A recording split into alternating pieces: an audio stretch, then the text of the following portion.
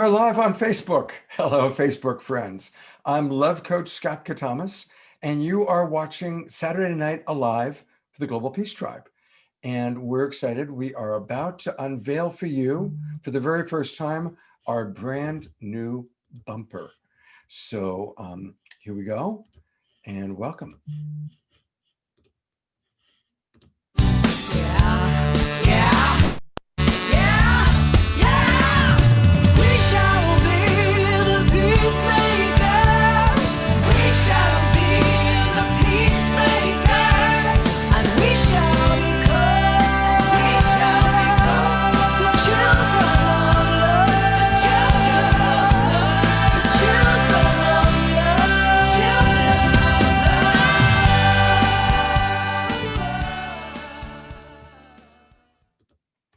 Isn't that fun?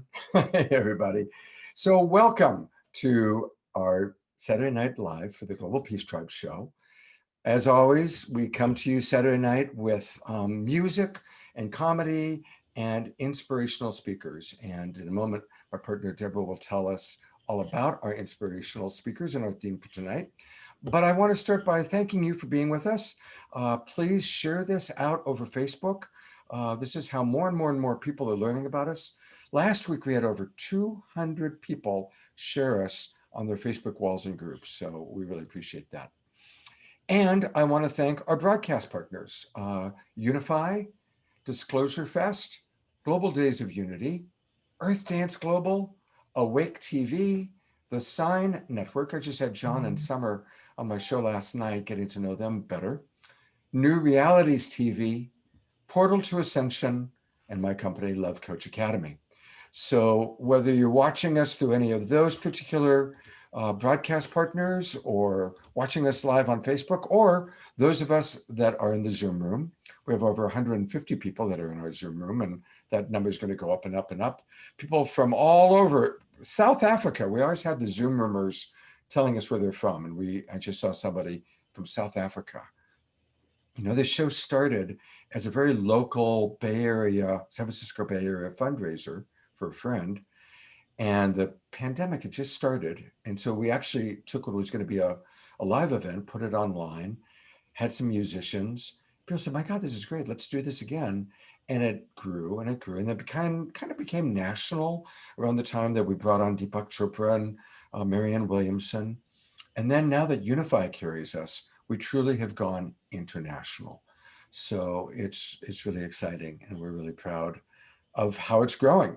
And you help us to grow it by sharing it out to your friends on Facebook. So please do that. Please continue to share this out. And to tell us more about the show and to introduce what's going to be happening tonight, it's my pleasure to introduce my partner. She's amazing. It's Deborah Giusti. Hey, Deb. Hi, thank you, Scott, and welcome everyone to what is our 21st show that we produced during the lockdown. It's our 5th show of this season of August to September, and we've got 4 more shows planned for you for this season. So it's been an amazing journey.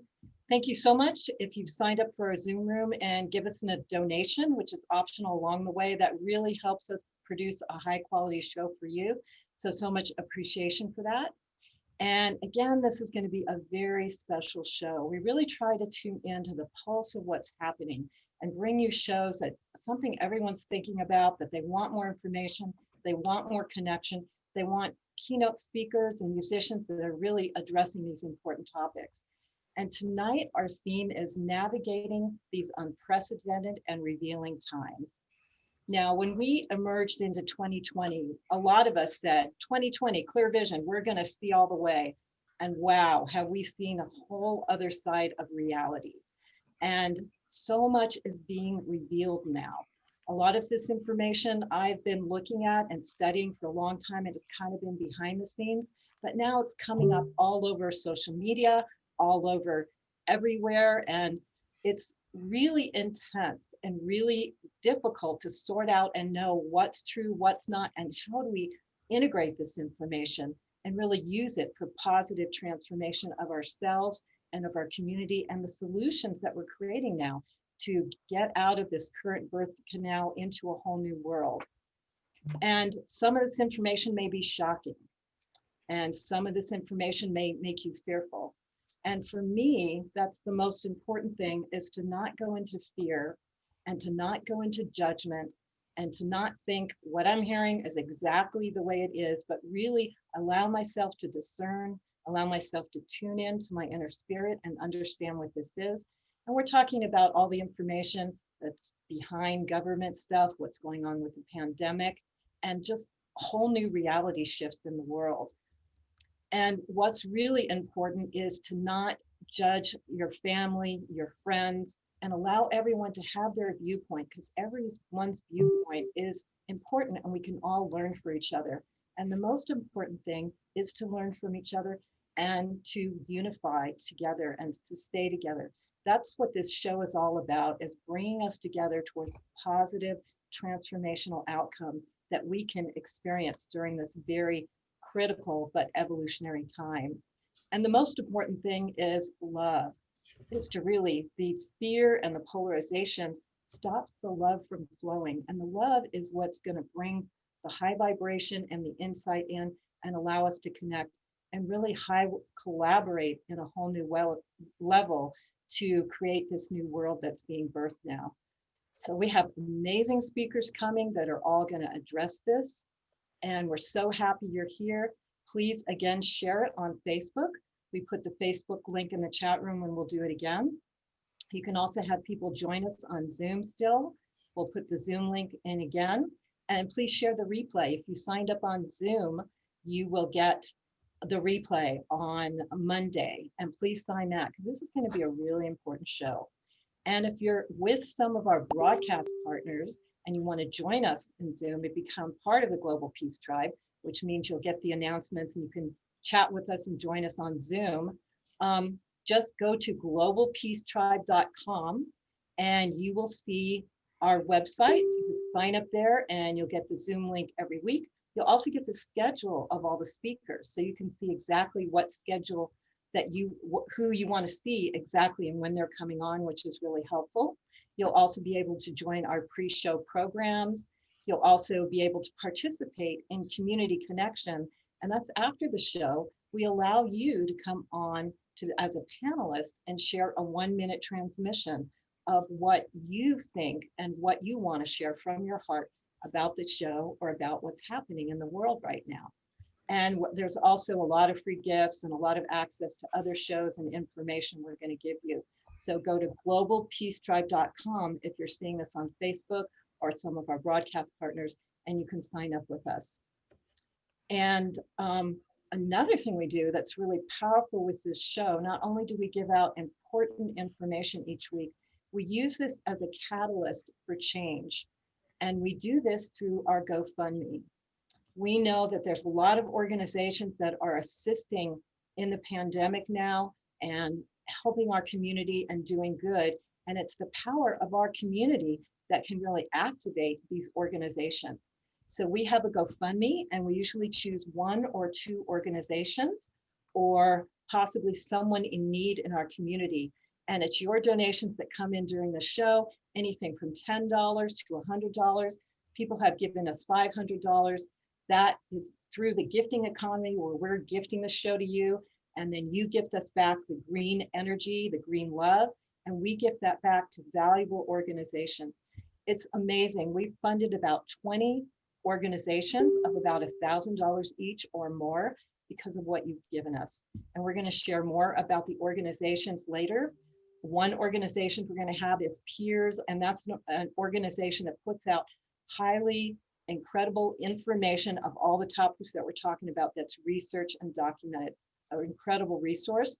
And we're also financing the Shidala Sufi community in California. I think you know we're going through incredible fires that happened due to an electrical storm, and their community totally burned down. And they're also a source of getting money to people that are in need because their houses have burned down. So I want to just dedicate this show again to all the people that are suffering because of the fires or the COVID or economics, because this show is for our healing and our connection. And so I just want to honor everyone that's going through that and send you all love. And now I want to introduce our co-host. Scott and I produce it, but we're bringing in incredible people that are helping us do this. And this is Treya Fox. She is a Renaissance woman. She's a producer. She is multi-talented. You're going to hear more about her when she's actually going to do a talk, but I want to bring her on because she helped create this show and knows a lot of the speakers and is going to help share more about what's going to be happening. Thank you, Treya. Thank you so much. And yes, my name used to be Treya Fox, and I've confused everybody perfectly by calling myself Treya Dharma now. And that's my actual name at this point. And thank you, Deborah. I'm loving working with you all. It's such a pleasure to be on this show. And this is an amazing group we have gathered here today, including, in order of appearance, the illustrious Molly McCord, who is a wonderful astrologer, and also she brings in really great transmissions sometimes. Her design is all about helping us do just what this show is about, navigate the times and make our best and highest choices as we go through the shift. I highly recommend her on YouTube. Diane Patterson is just a beautiful, beautiful sister, soul sister, who I've known for many years, back since, I don't even know, 2008 or something like that. I've had her on a lot of stages that I've helped produce and just spent really wonderful time. I'm so grateful you're here, Diane. Thank you. It's so great to reconnect with you. And you're just a gorgeous, amazing singer who helps us also wade the waters of these times. And my dear friend, soul sister Sherry Herndon and I worked together at One Love Fest a long time ago. And I'm so grateful that you get to be here. You're kind of making your debut as a thought leader and have spent a lot of time with Barbara. And I'm forgetting the name. I got, what is Barbara? The Barbara that everyone knows. Barbara Marx Hubbard. Of course, it just left me. Yeah. So anyway, you'll hear more about that when we introduce Sherry more fully. And Sherry's a true thought leader in her own accord. So we're really grateful to hear from you, Sherry. And JP Sears is actually married a friend of mine who used to work on my shows, and he's hilarious. He's a great satirist for our time and just really pulling the punches here to keep us laughing and thinking. So we're having a lot of videos from him.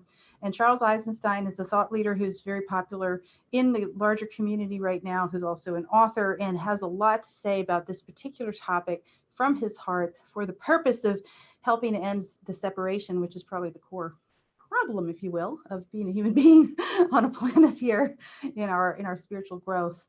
iStar, our dear friends from back in the day when I used to produce events. You've been on many of the stages that I've helped put forward, and you're from Appalachia, you're married, you have wonderful children and kitty cats, and you're incredible folk hop artists, and so glad to be reconnecting with you and bringing you here on the show.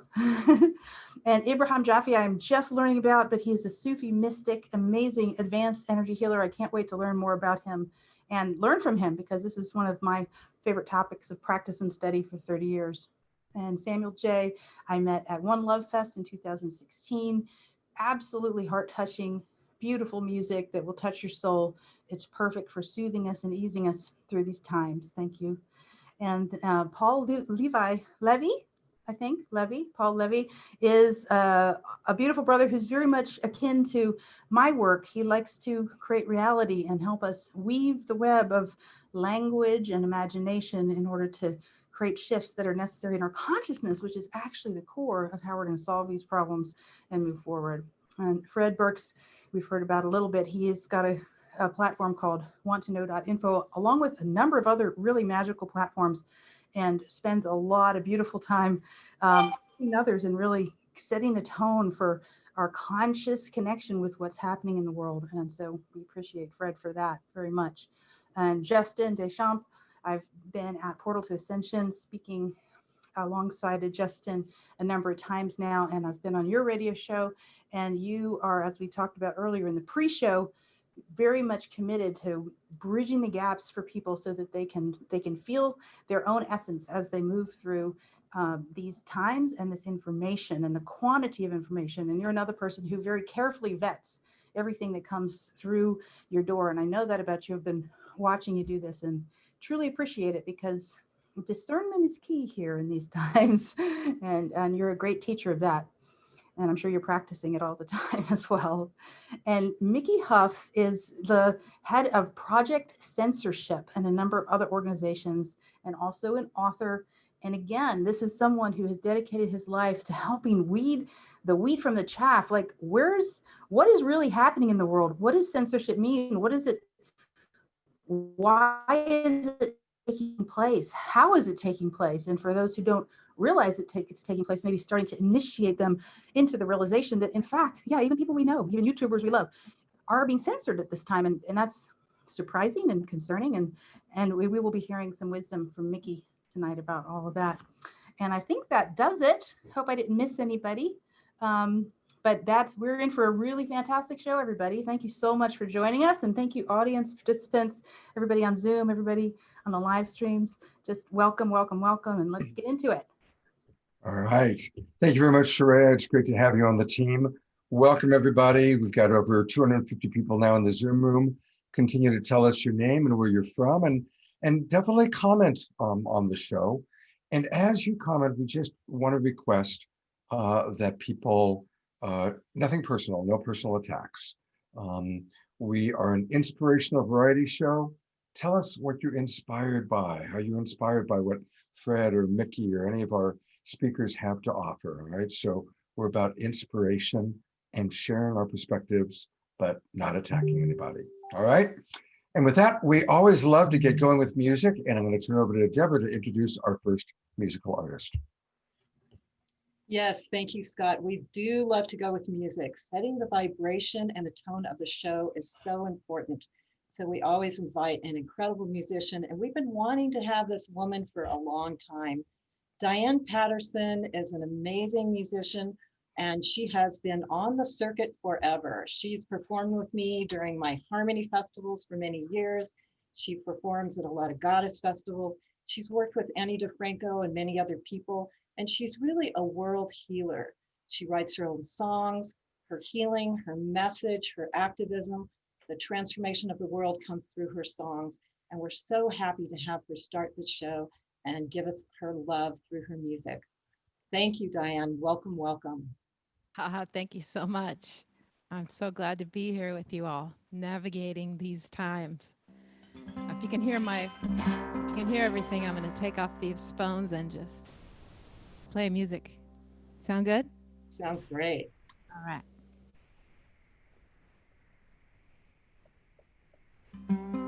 Well, this song is about many things, but for navigating these times, it's about we're not alone.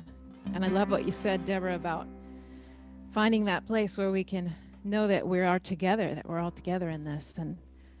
And I wanted to share that one thing for me to remember is that right now we're in Northern California and we have big wildfires here. And my prayers for rain and my prayers for connecting with the sacred fire.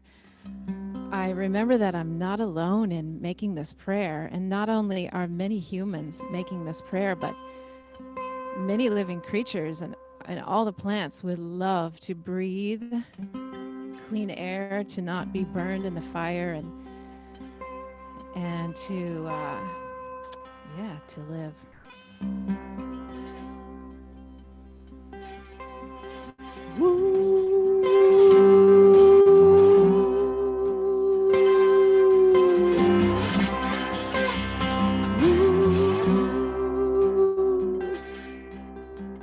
Come on, rain, come on down. Come on, dance upon this ground. Come on, rain, come on down. Come on, make that holy sound. Come on, make that holy sound. Come on, make that holy sound. Come on, rain, liquid light. Come on, kiss your earthly wife. Let your love sink through her skin. Come on, quench her thirst again. Come on, quench her thirst again. Come on, quench her thirst again. Oh.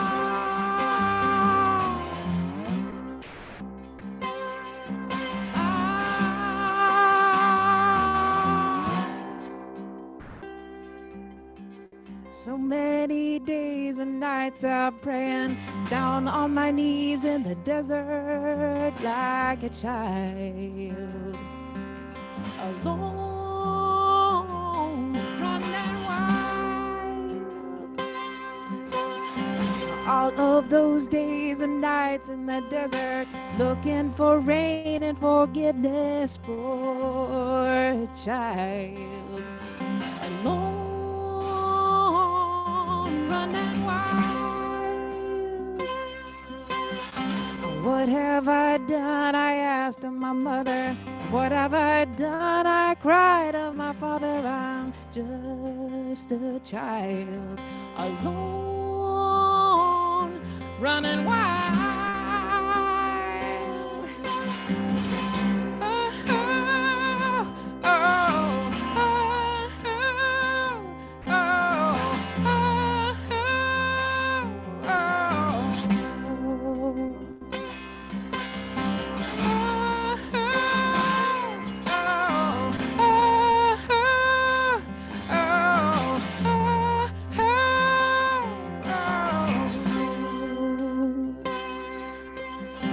Come on, rain, come on down.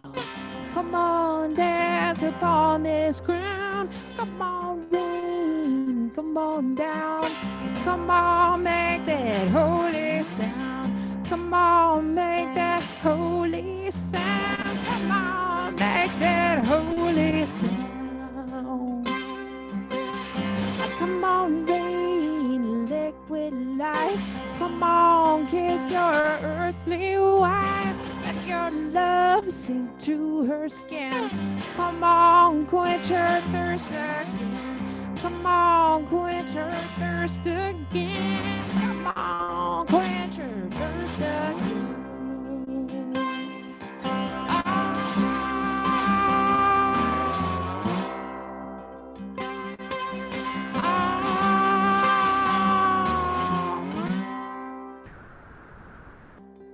I'm a child of earth, alive in a body, gazing into the embers of a fire. Singing, I'm not alone. I'm a child of earth, awake in a body, gazing into the loving eyes of Gaia. Singing, I'm not alone. We are children of earth, awakened in body, gazing into this circle made of love. Singing, we're not alone. Oh, oh, oh,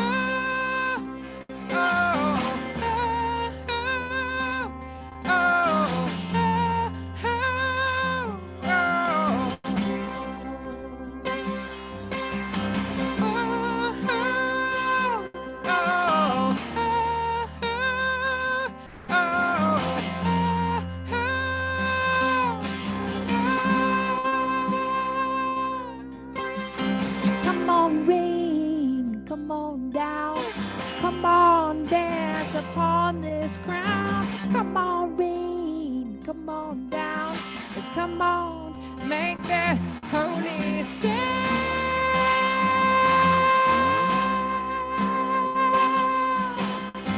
Come on.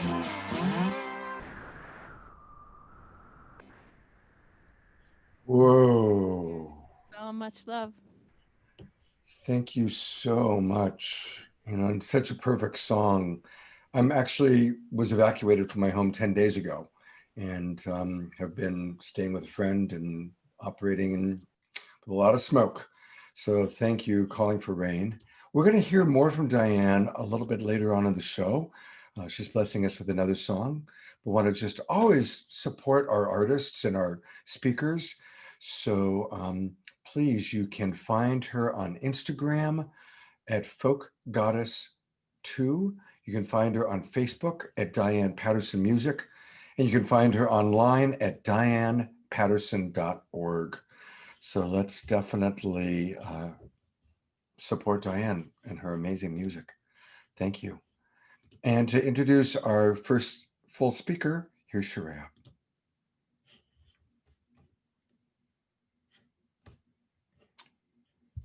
You're on, Treya, to introduce. Sherry? Yes, thank you. Thank you. Yes. Thank you. Just finding my little notes about the wonderful Sherry Herndon, a beautiful evolutionary leader, social innovator, and catalyst for transformation. I have seen her do this. I've seen her poetic nature, her storytelling essence, and she's just a gem of a wisdom keeper and a goddess. And she shares a passion for accelerating regenerative culture, community, and movement building with a focus on coherence in social systems, scaling collective intelligence, and anchoring everything with the wisdom of the heart and the harmony of feminine intelligence. For the last 25 years, she has worked at the nexus of the fields of media, technology, and consciousness, focused on developing new forms for civilization to be fully actualized. She's an exceptional navigator at the edge of cultural innovation and tracking trends and trim tabs, for the Bucky fans, for the greatest social impact toward a moral society. Her work includes new paradigm storytelling, consulting, strategy, coaching, and speaking, facilitating and whole systems design work focusing on the story of the new paradigm arising in our midst. Stay tuned for wild feminine wisdom and thriving together. These are some programs and things that she's cultivating right now, and you can visit her at sherryherndon.com. Welcome, Sherry. Thank you. Thank you, Treya. It's really great to be here. I'm so honored. And I love what Diane was sharing about our relationship to the universe and to this earth that we are on, Gaia. And that's a really important meme I want to plant in our field is as a conscious evolutionary and as someone who considers herself connected to the patterns and cycles of life since the Great Radiance, that this meme is crises precede transformation, which is really important for us to take this like big look through deep time, like 4 billion years for the earth or 13.8 billion years for the universe, that there are these moments when life encounters crises and a radical change is required. That's really where I feel we are in. And this is not a moment to like surrender to the collapse going on around us, but to actually rise into our greatness. And when we understand that there's this dance going on that we are intimately a part of, like Justin was speaking earlier, these layers of intimacy, we can step in saying, okay, we're creators, we're not victims. We can choose in every moment. And when we stand and operate from a place where we are victims, then what's happening to us around us is like, we're not in control. It's just happening to us. We're being buffeted around by the system, the polarizing, the kind of the craziness in our world. But when we flip it and we stand in a place of being a creator, we are shifting from being victim to being fully free and sovereign. I believe that's the transition that we are all in right now as well, even in the kind of the darkness, you know, it's darkest before the light.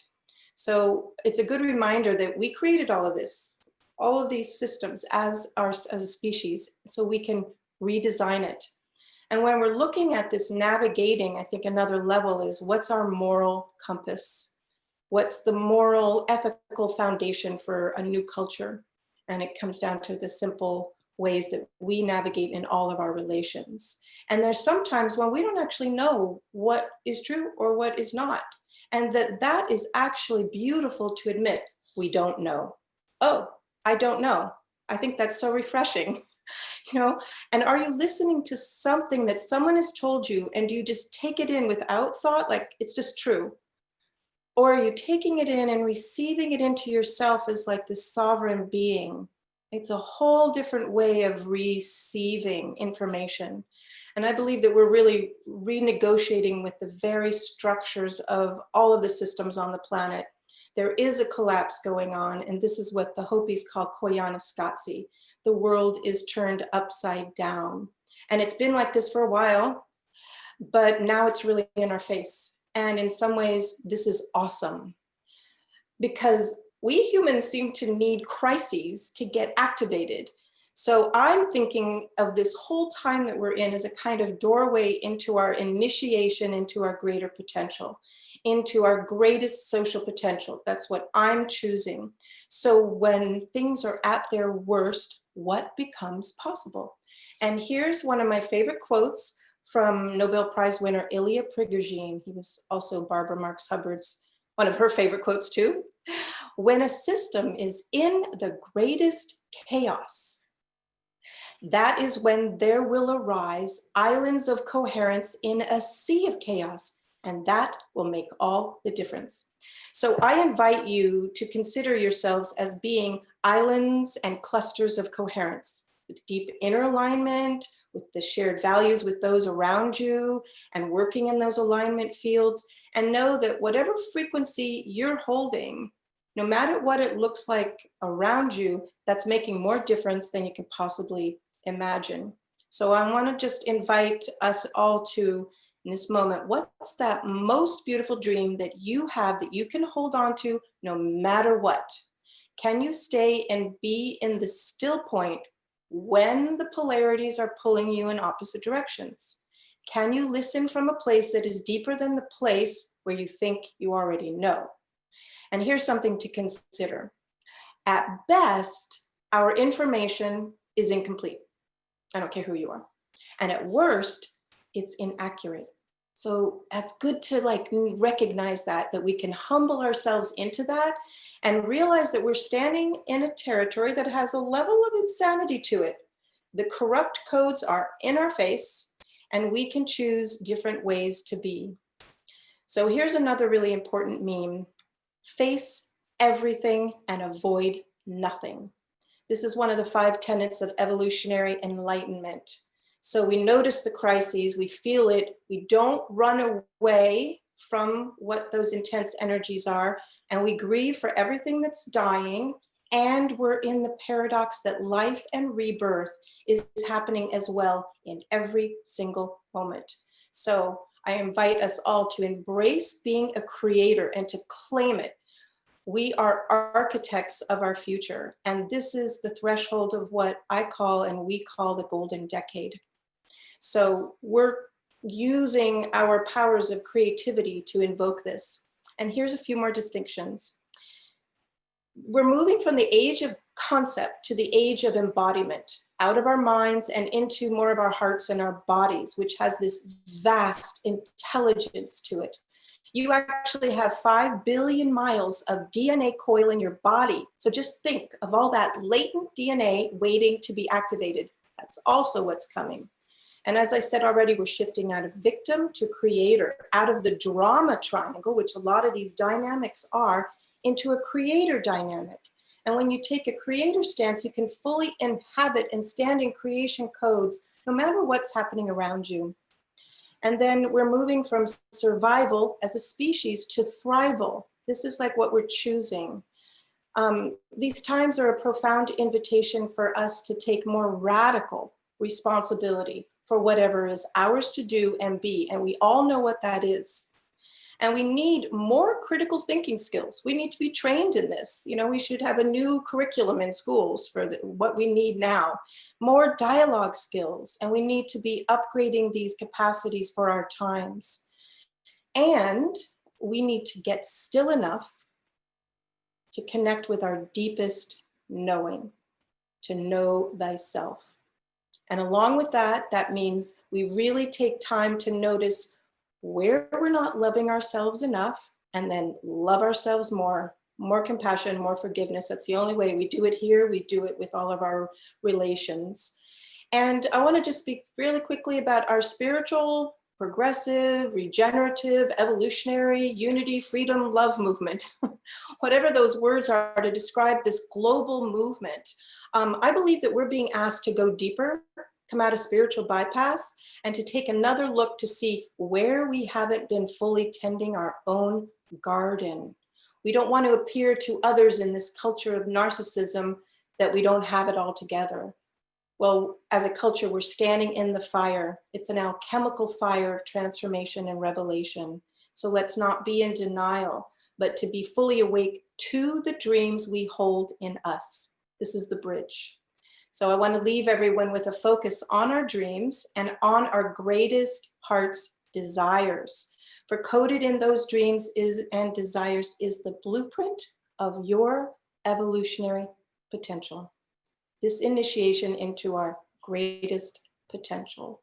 So thank you for letting me share some of my thoughts with you. Thank you so much, Sherry. Really appreciate you kind of getting us off to a great start. I just want to remind people that you can learn a lot more about Sherry by going to, it's very easy to memorize this one, Sherry, that's one R, SHERI, Herndon, HERNDON.com. So Sherry, thank you so much. And I certainly hope that you'll come back and be on the show again some other time. We are going to show a pretty special video right now. We're going to be showing more videos in tonight's show. And this is a video from a very popular astrologer named Molly McCord. She's very cool and very hip. And she has, again, just like Sherry is helping to set the stage and the tone for our understanding of what's going on, we want to share what Molly McCord has to say. She wasn't able to join us live, but she made this special video just for us. So let's hear what Molly McCord has to say about these times. Hi, this is Molly McCord. I'm an intuitive astrologer and author, and thank you so much for inviting me to be a contributor here on your wonderful global program, Saturday Night Alive. I am so honored to contribute a message that I hope reminds you of who you are energetically at a soul level and beyond what has come up for all of us in 2020. The astrology of this year is powerful and rare.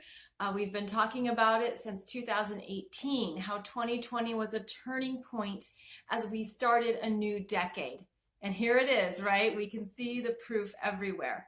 And so there's something about this year that is also reminding us that we were made for these times. We were made to keep going, to stay strong, and to focus on the long-term goals of not only our lives, our personal lives, but our collective experience.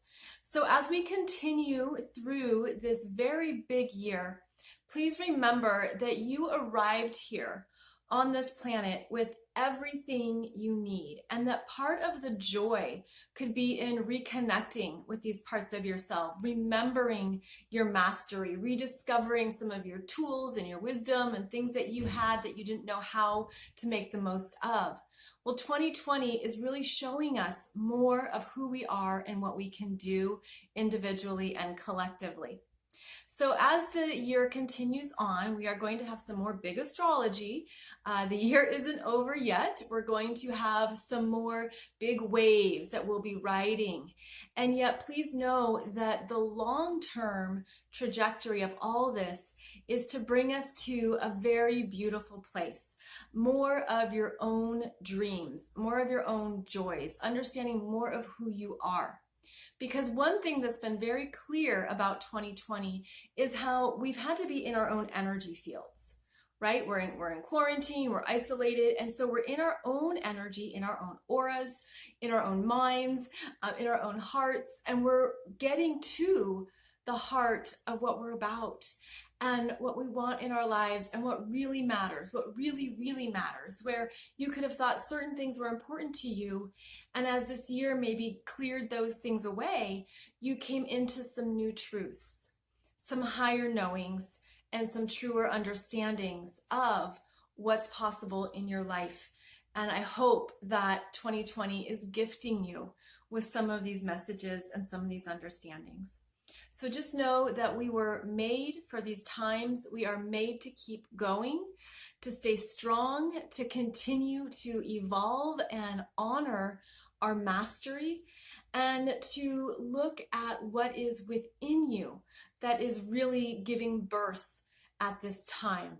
And that alone could be a very strong motivator for what you're deciding and where you want to go next in your life.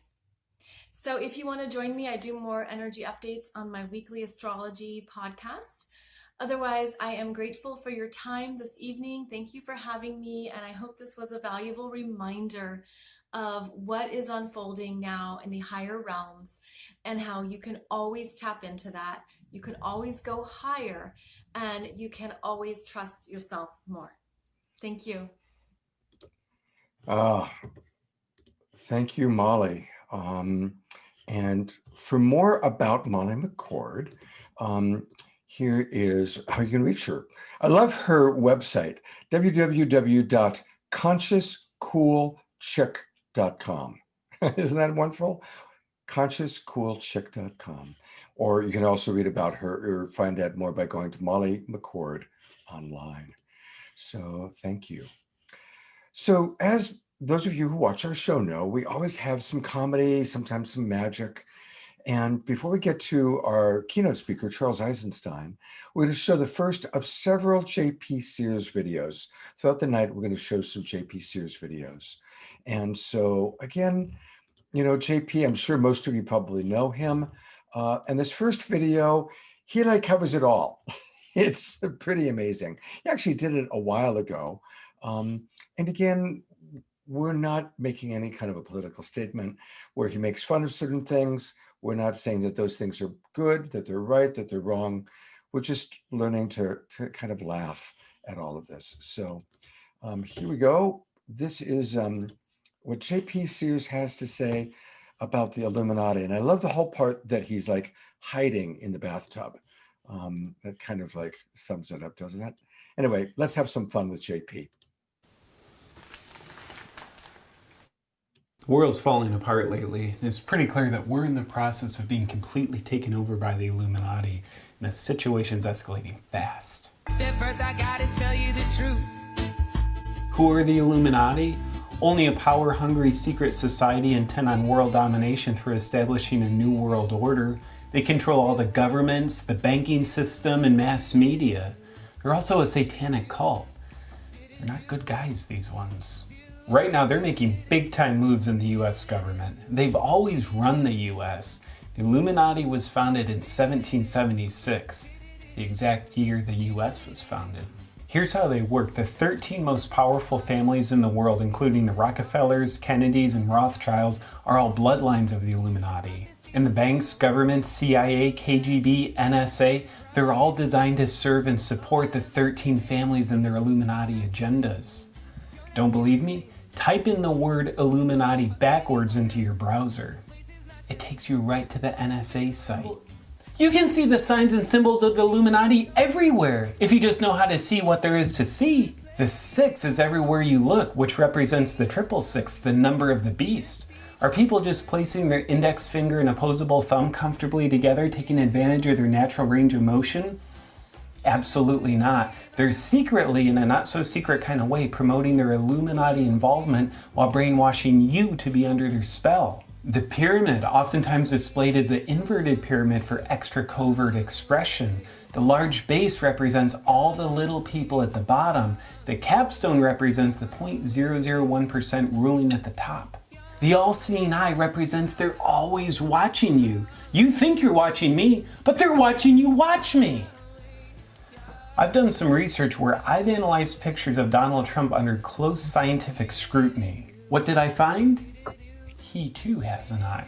Then I overlaid a triangle on top of his eye. What did that show me? He's always sporting the Illuminati all-seeing eye. He's a crossbreed. He doesn't even know he's one of them. What's a crossbreed? Exactly. Once you take your blinders off and start learning about who the Illuminati are, guess what? You still don't know who they really are. There's more to them than meets the eye. There's actually a reptilian race behind the Illuminati. David Icke has proven there's a reptilian race driving the Illuminati through the undisputable fact that he believes it. I'm surprised they haven't killed him yet. See, the reptilians' main purpose is to enslave humankind because they feed off the power of having control over oppressed people. All the world leaders, Oscar-winning actors, Grammy-winning musicians are a part of it. They're all reptilian humanoids trying to enslave you. The Illuminati manipulate human consciousness from the moon, obviously, which isn't a moon, it's a hollowed-out planetoid. I haven't slept for 11 days. It's actually how I break out of the shape-shifting lizard mind control tactics. The reptilians on Earth have been breeding with humans, altering human DNA. And this makes it so humans can't use the full capacity of our brains, making it easier for them to enslave us. And once they started breeding, the reptiles took control of the planet. According to Ike, according to me, there's two types of reptiles, full-bloods and crossbreeds. The full-bloods are reptiles not wearing any human disguise. They merely emanate a vibration altering your mind, making you think you're seeing a human when you're looking at them, even though you're staring at a bare-ass reptile. And then there's crossbreeds. Crossbreeds aren't always aware that they're reptiles and can actually think they're human. They're controlled by the full-blooded reptiles in the lower fourth dimension to push forward the New World Order. Does that answer your question about Trump? They've created a global prison that people aren't even aware of. The best way to keep people in prison is to keep them in a prison that they don't know they're in. Try to get out of it. You can't, because you don't know you're in it, even though I just told you you're in it. These aren't conspiracy theories. They're just blatant facts. They'll be bringing society as we know it to an end. They'll keep sipping off the rest of the power from we the little people. And they'll keep creating mass hysteria because that makes people easier to control. Then imagine them cutting you off from the supply of food, water, electrical. That's what they're in the process of doing to you right now. There are some sensible steps you can take to keep the Illuminati from enslaving you. Take all your money out of banks and only pay cash for things. And then even better, convert all your cash into gold. This will keep you completely out of the banking system. And turn off all mass media. That's nothing but reptilian mind control propaganda.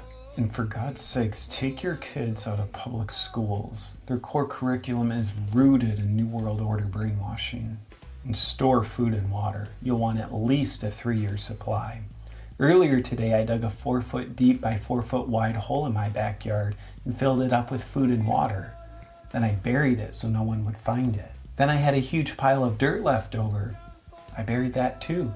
You want to hide all the evidence that you have supplies, otherwise you're the first one your neighbors come after once the Illuminati strangulate the food and water supply. And bury guns in your backyard. You'll need those to shoot your neighbors in the face when they inevitably find out about your food and water stockpile and come after it. And lastly, educate your friends and family. Not only will they be glad to hear from you about how the Illuminati are in the process of a world takeover, but they'll definitely change their perspective of the world based on what you tell them.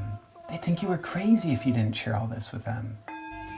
And most important, you'll want to order a huge stockpile of my new book, and then hide behind it. And they have come to enslave us, but we will stand.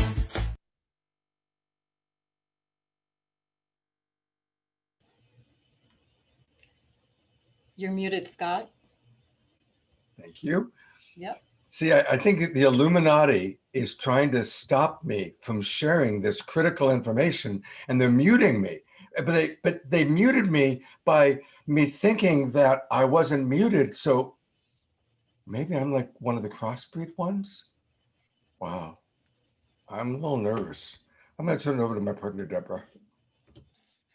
It is so important to laugh at ourselves and what we think and what we're hearing and not take it all seriously, even though it is really serious. So I just love that video of JP Sears. Thank you so much, JP, for keeping us laughing at all this that's being revealed now. And I am so happy to present this next presenter and to have him on the show presenting this next important topic. I consider Charles Eisenstein to be a voice for us all. He has a way of looking into philosophy, into the history of human civilization, into economics, spirituality, the ecological movement, and looking at the new paradigm that's evolving now and giving us a viewpoint of how a new way we can think, a new way we can be, in a way that we go, yeah, that's how I want to think. That's what I really think. And he moves the culture forward. He is a prominent author. He has a book well known, The More Beautiful World Our Hearts Know Is Possible. According to Einstein's, global culture is immersed in a destructive story of separation. And one of Charles Maine's goals is to present an alternative story of inner being. He draws his ideas from Eastern philosophy, spiritual teachings, and from the indigenous peoples. And he's an advocate of the gift economy, and which he makes a lot of his work free on his website, which we're going to be posting for you. So thank you so much, Charles, for coming on this show, especially at this important time in your life and this important show, an important time for everyone. Charles Eisenstein. Well, thank you, Deborah. Can people hear me? Little thumbs up somewhere. Yeah. Yeah, good. Okay, I see that. Yeah, that was a funny video we just saw. What he's really describing. So he's, JP Sears is kind of presenting a cartoon version of it to make us laugh, and also to offer us a step back to look at, even if you believe in what he's referring to, also to like see that belief from the perspective of how ridiculous it also is at the same time. But really the way I see all of that stuff is that it is a mythology complete with a world story, with monsters and gods. It's a description of why the world is the way that it is. And it gives, and a mythology doesn't have to be factually true in order to carry truth. And one of these truths that it carries, that the idea that the Illuminati are in charge of, that they direct the CIA and the FBI and the KGB and the WTF and the OMG from behind the scenes, that one of the truths that inhabits that myth is that there is something about the workings of the world that we do not understand. And that in some sense, whether it is reptilian aliens or something else, that there is an unfriendly power in control of the world. Because if it were not the case, then why would the world be in such a state? The mind wants an explanation. And part of the story, part of the deeper mythology that we live in, that immerses our whole culture, is that you can identify a cause and then control that cause for any situation that we face. That is actually a product of Newtonian physics. When things happen, it's because a force is being exerted. So what is this force that's orchestrating the world? And so some people will go to what we call conspiracy theories. Other people might say, oh, it's global capitalism, it's racism, it's white supremacy. There's many different articulations of this truth that is seeking expression. And in my view, the power behind the scenes is not a conscious agency at all, but it is, in fact, the mythology. It is the story of separation that in part tells us that progress, human progress, comes through exerting better and better control upon the world to become its lords and masters. Why would you think that? Well, for one thing, you would think that if the world itself did not possess an innate intelligence, an innate purpose, but that we have to impose it upon the world. Otherwise, we're at the mercy of random forces. So we have this deep civilizational story that progress equals better and better control, for example, through technology. And that essentially puts us in a war against the world. And this is why a news story is really a peace story. And that's why I was so happy to see the subtitle, A Global Peace Tribe. Peace is not just not taking sides, but it is an active principle that seeks to understand what is the totality of cause that generates those that we see as enemies. Because it's so much, and this is another piece of I wasn't going to talk about the conspiracy thing, but it was there. So this is one of the comforting things about an Illuminati New World Order conspiracy theory is that it identifies an enemy. It makes the problem theoretically controllable. At least we kind of know what to do. There's something to fight. This is not actually what we need to navigate troubled times that we are in, because that's an old pattern that will produce the old results. And we see what's happening with polarization of our society. Each side identifies the bad guy as the other side. They both agree on that. They just disagree on everything else, but they both agree that the problem are those ignorant people, those horrible people, those closed-minded people, those corrupt people. And the solution, they agree on that too. It's to prevail in this tug of war between right and left. But what happens in the tug of war is the marker that's in the middle of the rope moves a little bit this way and a little bit that way and a little bit this way. And then you're like, oh, well, our side has to pull harder and then we'll win the tug of war. Not realizing that the solutions, I would even say the initiation that wants to happen today is not on that rope at all. It lies outside the bounds of what we already know, how we already think change works in the world, what we even think is real. And we're seeing a breakdown in reality itself. This is what's happened with COVID-19. Features of the world that had seemed unchangeable and permanent dissolved almost overnight. And the panic has driven the bulk of society even deeper into the old story, deeper into orthodoxy, deeper into the program of control. But that's a stage. It's a stage that's before the stage of surrender to the unknowing. And that, and Sherry mentioned this is a very good thing, because it is only through the process of unknowing and unlearning what we thought we knew that we can arrive at genuinely new knowledge. To do that, there's a sacrifice that's required. The sacrifices of what we think we know, maybe even who we think we are. It's well known in mythology that to cross the boundary to another world, the boatman, Charon, must be given his coin. The guardian at the threshold must accept his payment before you can cross. And here the payment is our certainty, our being right, our being smart, our knowing. When we let go of that, then actually all of the world's problems are very easy to solve. If you let in the forbidden realms, the denizens of these forbidden realms, from regenerative agriculture to holistic medicine to, I'm sure many people on this program have had personal experiences that are outside the bounds of official reality, but they're not let in. So this expansion of consciousness that we need on a collective level, that brings in all of the miracle technologies that are not about controlling the world, but they're about tapping into a higher principle of organization. Let's all of those in.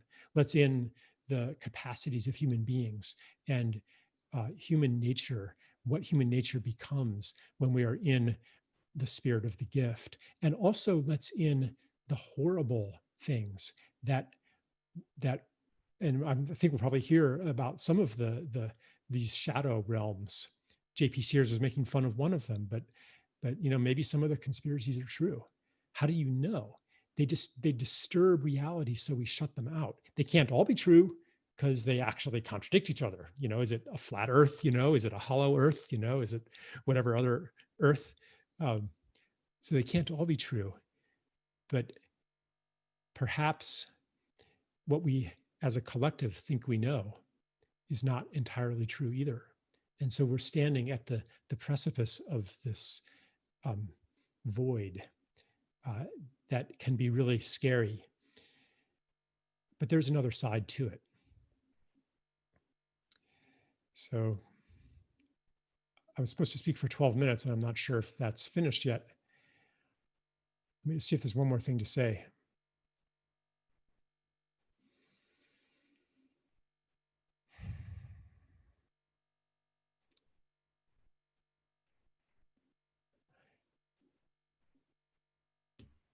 Yeah, let's quickly return to the principle of peace. And the other sacrifice, which is the sacrifice of winning, the sacrifice of being proven that you were right all along, of being vindicated. Actually,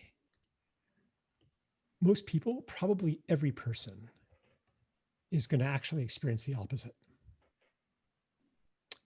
That I was profoundly wrong about something this whole time. And are you willing to make that sacrifice and to accept that truth if that is what it takes? That's called humility. And I'm not trying to exhort you to adopt humility, but just to alert you to its necessity. And let's see what happens with that. Yeah, so thank you so much for your attention. Thank you so much, Charles. Thank you. You know, we all have had those moments where something we really believed turned out not to be true. For many of us as children, it was when we first learned that Santa Claus wasn't what we thought, or the Easter Bunny, or the Tooth Fairy. Yeah. Santa Claus is real.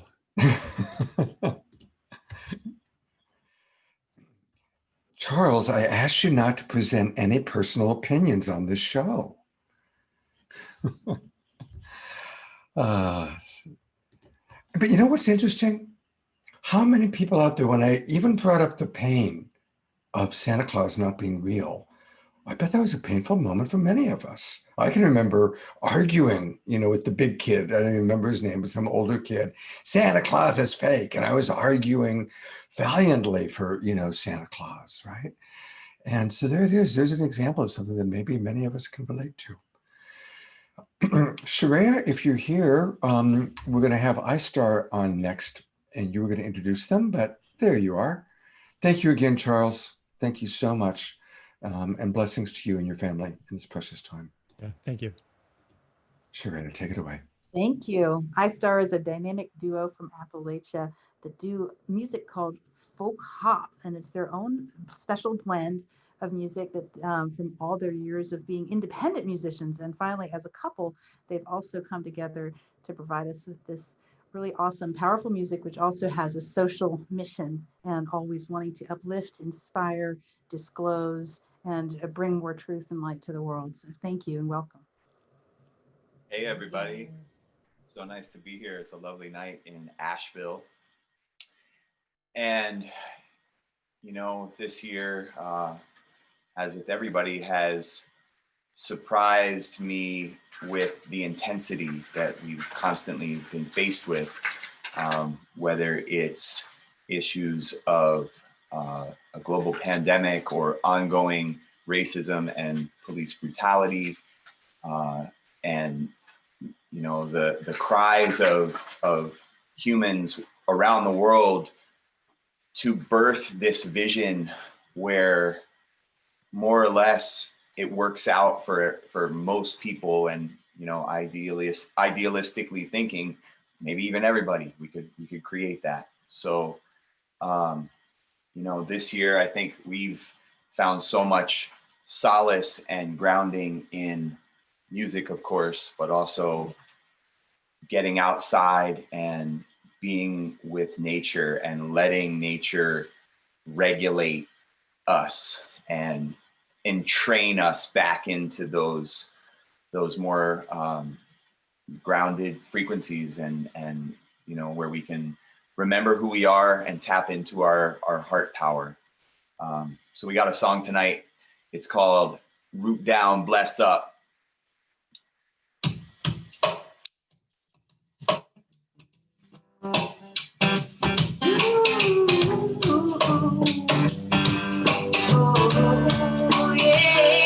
Just for a moment, let's imagine that we're connected to the earth beneath our feet and to the cosmos above us.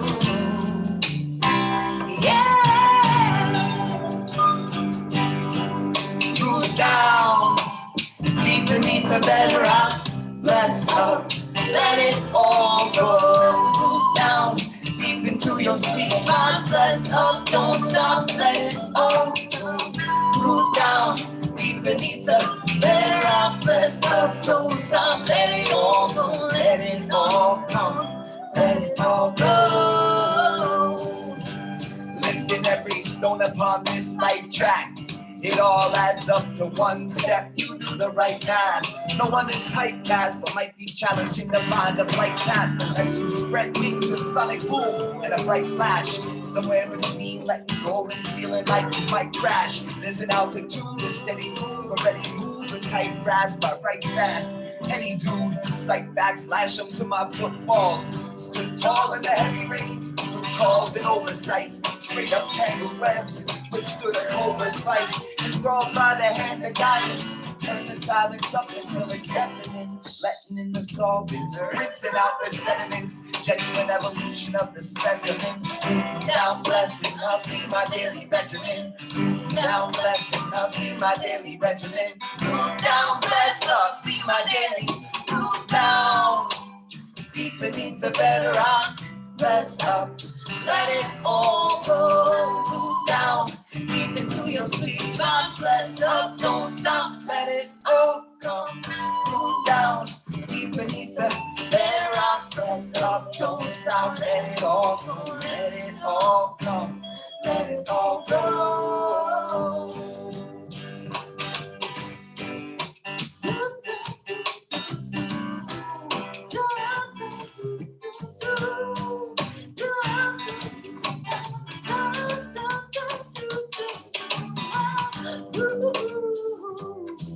Move down.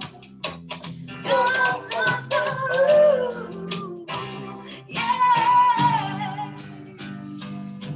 Sensing every blade of grass beneath my toe tips. In the garden catching scents of rose hips. Eternal sunshine, mind spotless. Soft focus, low kiss me and the goddess. Through time's progress, don't notice. I hold this space as if I'm silently eroding. Composing states of wild ecstasy. This portal's open, we step through effortlessly. Footpath connect us cosmically, entering free. Cross the rainbow bridge, pedestrian toll, paid in full. Equestrian gold, dressed in gold, made from wool. Mystical matador, poet veins the bull. Faithful steps, graceful quest, initiation into these mysteries of consciousness and creation. Fire bond moving, indescribable equation. Blaring eloquence with these hearts beat innovation. Soaring past illusion like the wise old raven. Move down, deep beneath the bedrock. Bless up, let it all go. Move down, deep into your sweet spot. Bless up, don't stop, let it all go. Move down, deep beneath the bedrock. Bless up, don't stop, let it all go. Let it all go, let it all go.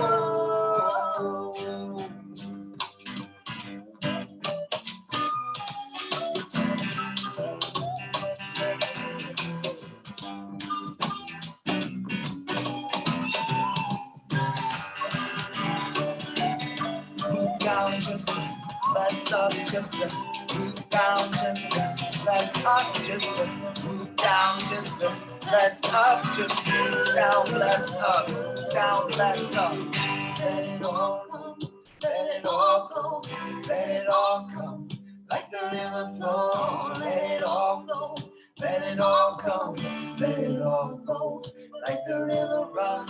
Let it all come, let it all go, let it all come, like the river flow. Let it all go, let it all come, let it all go.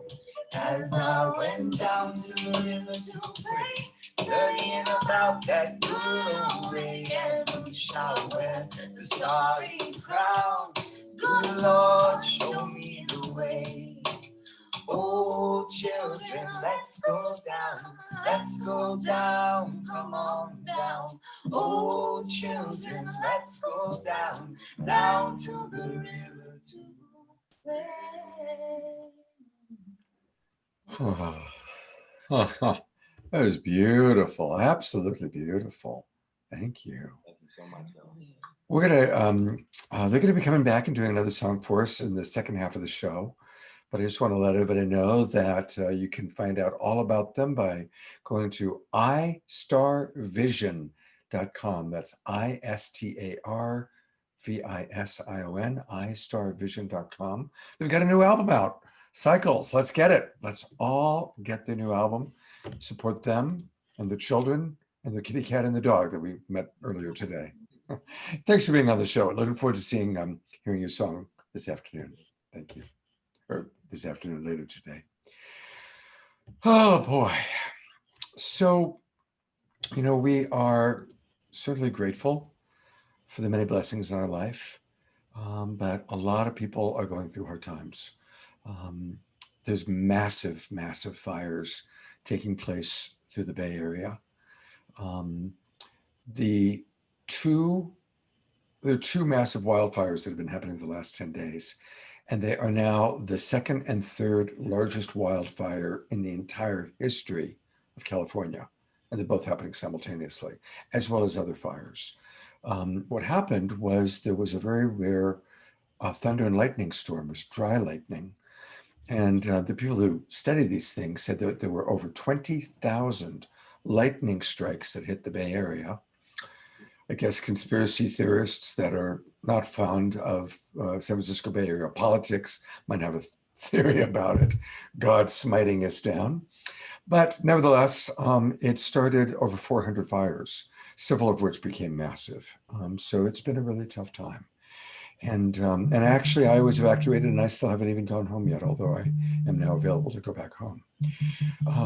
My house was not really threatened, but many people's homes have gone down, including even the beloved musician Shimsai, who I'm sure many of you know. He lost his home. So we have a GoFundMe that Deb talked about at the beginning of the show, and we really want to encourage you to please be very, very generous. We're supporting two organizations today. We're supporting Peers, Fred Burke's organization, which we'll talk about a little bit later in the show. But we also are going to be supporting our dear friends who lost the Sufi Center. And we have with us today Ibrahim, who is going to share with us a little bit more. And Deborah, would you please introduce Ibrahim for us? Yeah, definitely. Very happy to introduce Ibrahim Jaffe. He's a master healer, teacher within the Sufi tradition, and he's studied and traveled worldwide, advanced healing energy and etheric approach to diagnostic and healing of illnesses. And he's helped many patients. But why we invited him here today is because he was one of the founding members of this Sufi community that's up in Northern California. And the Sufi community did get burned to the ground. They're also a resource of helping people in the area that have been compromised. So we'd like him to come on and tell us a little bit about this community. And our GoFundMe is going to support him. And I'm going to put the GoFundMe link in the chat room so that you can, while he's speaking, help support that. Or you can also go to GoFundMe and type in Global Peace Tribe and you can find us there. But now I'd like to introduce Ibrahim Jaffe. Thank you for coming on with us. It's my pleasure to be here with all of you. I hope you can all hear me okay. Okay, good. Yeah, we had a Sufi Center, which you're seeing a picture of now, which was our founding center in the Napa Valley. This was very, very holy land. We believe that it was one of the places that one of the original prophets that went to the Indian tribes thousands and thousands of years ago was buried on this property. And we believe that because those of us that are kind of aware of energy had seen, this beautiful white light coming out of the ground and coming out of the springs, which are usually the sign of this type of thing. So because of that, we purchased the property in 1998, I believe it was. We restored those buildings, which at that time had been uninhabited for over 100 years, had mostly fallen down. And we built the Sufi Center there with the idea of being able to kind of tap into that prophetic light and be able to help people to walk back into the presence of the divine. Unfortunately, over the last, 15 years, we've had over 6 fires that have moved through the Napa Valley. Each one of them missed our property, thank God. However, this last one, this complex of dry lightning, hitting the very dry Napa Valley, which had temperatures over 100 degrees consistently, caused a very, very hot fire. You can see this was actually our main building here that was literally burnt to ashes. You can see there isn't even, the only thing that's left is really the rock and some of the roofing material that was metal, but everything else burned to ash. I've never seen such a hot fire before. And it was very, very quick. It happened really quickly. We thought we were fine. And then all of a sudden the wind changed. And next thing we knew, the facility came down. This is the other hotel building. It had, altogether, we had 50 rooms. They're all gone. And then of course our caretaker's house, which will be the next picture you see, was also taken as well. So we have a number of beloveds. There's the 3 buildings. You can see them all. We have a number of beloveds that are all homeless. They've lost everything. We have had quite a few people who are displaced, and they're staying at hotels or friends' houses or wherever they can find.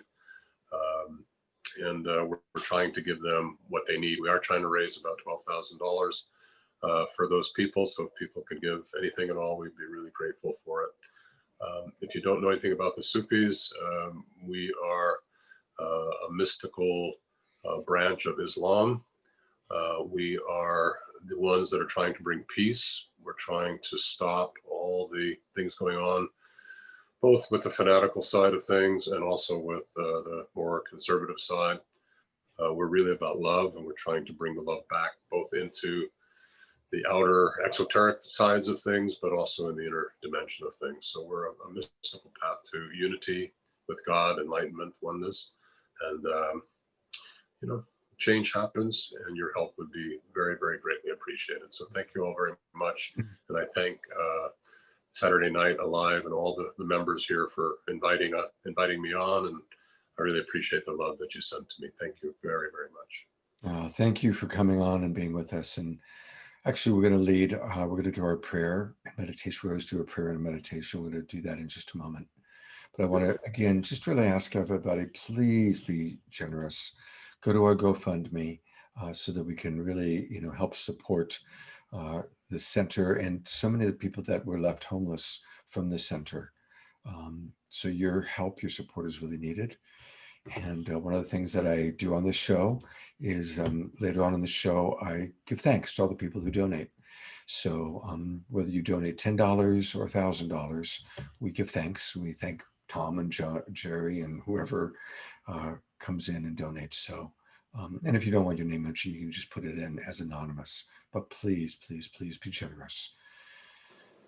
And I'm actually going to be the person leading the prayer and the meditation today. And it was something I requested because this is such a powerful time, both the combination of what is happening with the fires and what's going on in our world. So many people are struggling because I run Love Coach Academy and I coach people and I coach my coaches. So many families, so many people are struggling. And so I just want to acknowledge the people that are feeling alone, the people that are in relationship challenges, the people that are in economic hardship because of all the tremendous change because of COVID and the pandemic and what's happening. Now the fires for people all throughout California, and people who are actually getting sick, people who are dying. I think we're at 175,000 Americans that have died from COVID. So it's a very challenging and difficult time. So I'd like to just ask all of us to get comfortable. Appreciate all of you who are at home watching, whether you're watching on Zoom or Unify or Love Coach Academy or Facebook. Let's close our eyes. Let's take some deep breaths together.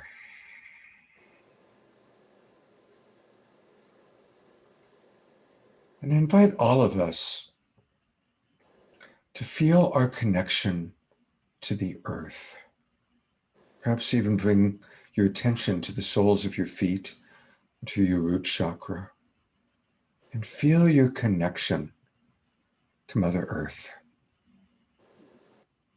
whatever your connection might be. I want to remind all of us that when we're feeling alone, it's a beautiful thing, at least I like to do this, to remember gravity. And I like to imagine that at all times, the earth is holding me, or else I'd float up into space. I'm always being held, all the time, always. And that brings me comfort in moments that I might be feeling alone or disconnected. And so let's give thanks to Mother Earth for holding us and for providing us with so much, these beautiful body temples that are so remarkable. The air that we're breathing, the food that we eat, the water that we drink, this experience of life itself. Thank you, Mother Earth. And may we also pray for those people who don't have food or shelter, those who are struggling to breathe. When people suffer from COVID, they can't breathe. So we give thanks for breath, and we pray for those who are struggling with breath. And we remember what probably all of us have watched, that terrible murder of a man who couldn't breathe because a police officer who's supposed to protect wouldn't lift his knee off of his neck. So again, we give thanks for breath. And we pray for those who cannot breathe. And we pray for those that are oppressed.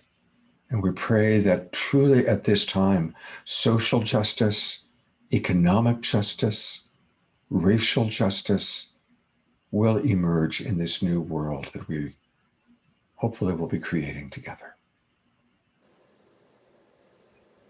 I invite us to bring our attention up, up, up to our crown chakra and to whatever you imagine your relationship to be to that which has 1,000 names. God, source, higher self, higher power, whatever you call it, however you imagine it. Just taking a moment to feel that connection, honor that connection.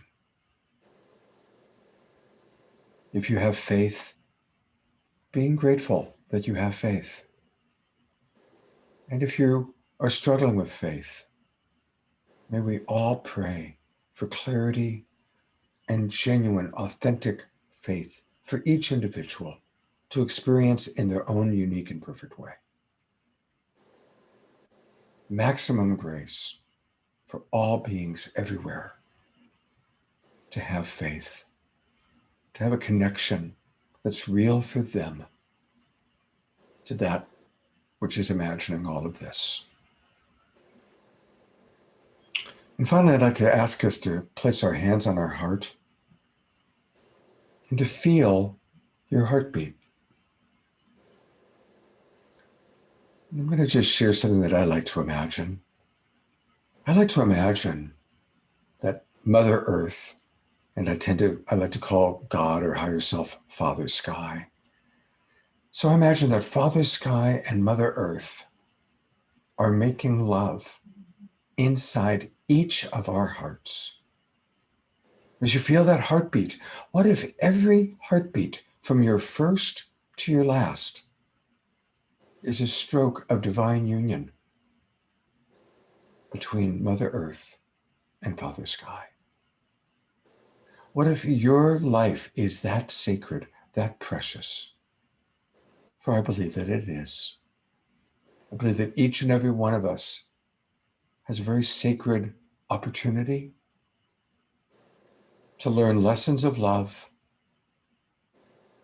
even when things are scary or confusing, for us to find that love within ourselves and then find love for others. So let's thank our precious hearts for beating, for the courage to live amidst all the challenges of this world. opening our eyes, looking at each other, imagining all of you out there, all of us. I just want to close by reminding that we are the imaginal selves. We are the ones we've been waiting for. And this is the time we've all been preparing for. So let's choose love. Even when somebody is coming at us with a completely different belief system and we're thinking that's crazy, can we find compassion for why they're choosing to believe that, why that's important to them? Let's be compassionate. Let's be loving. And thank you, everyone watching, because you're all precious. Namaste.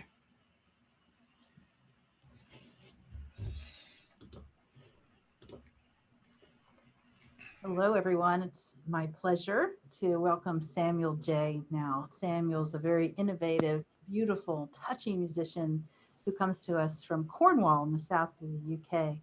And he not only... Greetings, everyone. Beautiful Yeah. words. Wow, I went quite deep into that prayer. And very honored to be here. What a moment. What a moment to be here in this life.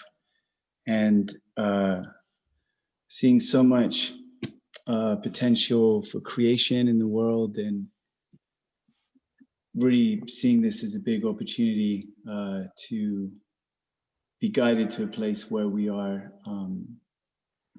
feeling empowered to really become the vision, that we want to see in the world. So, yeah, love is the answer right there.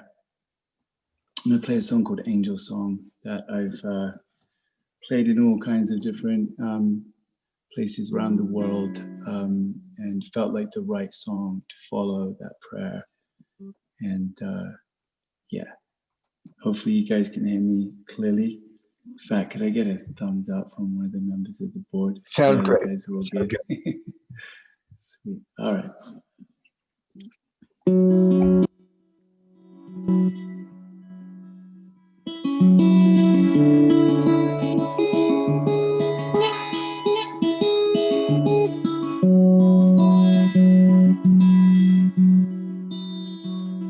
Hey, hey.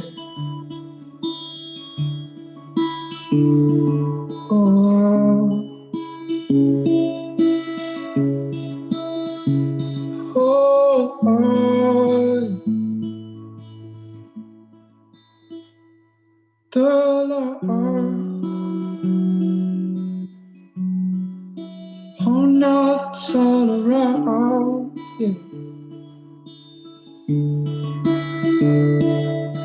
Up high, high, oh no, it's buried in the crowd. That same love, the seed once planted in you. That same love, the seed once invested in you. So come now, be true. Pull that old night down, yeah. Up high, oh no, can you feel the circle around? Those angels, can you see? Are the angels in you? Oh, telling me, hey, I'm flying back round in time. Nothing ever really dies. Circle around in time. The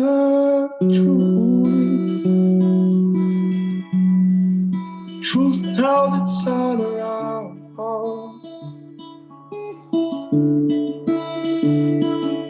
Up high,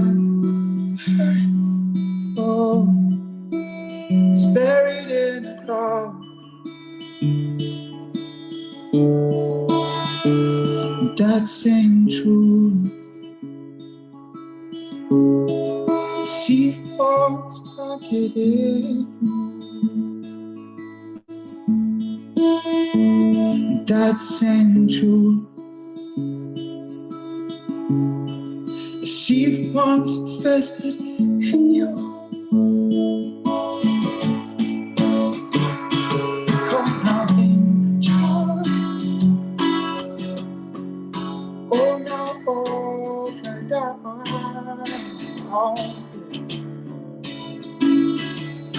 How high, oh, now you so now, yeah. Those angels you see at the angels in you, the angel flying back round in time. It's nothing, nothing never really done. Just shape shifting with time.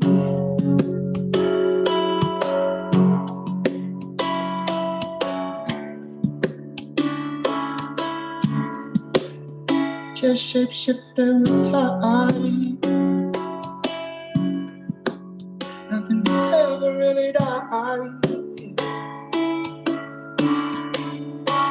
Feel the call at a moment. In your whole life, it's the gifting of your life. A come round angel.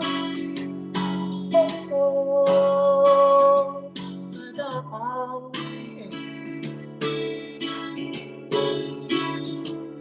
My high,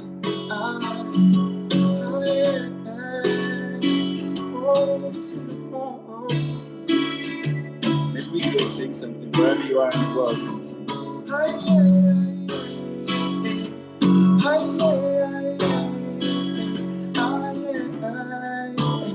Just sing your own version of that, however it comes out. It doesn't matter.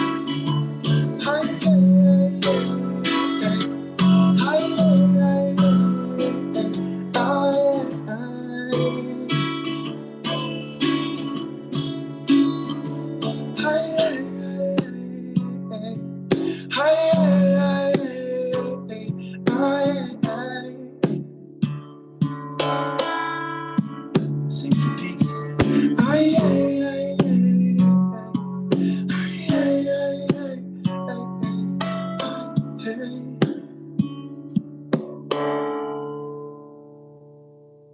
If you're looking for an angel in your life, just look inside you.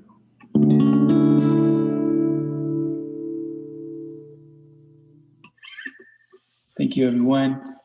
Oh, Blessings to you all. thank you so much, Samuel J. He's going to come back also and give us another musical offering. And you can learn more about him by going to samjmusic.com. That's SAMJMUSIC, samjmusic.com. Wow, look at all those people he's playing at. That's back in the day, huh?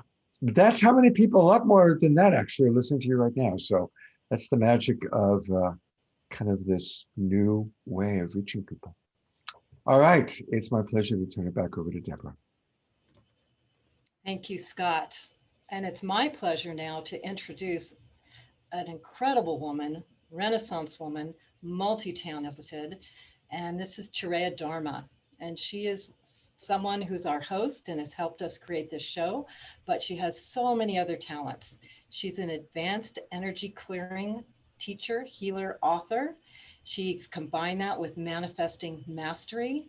She does a semi-regular podcast called Divine Love Wisdom Experience that now has over 50 episodes.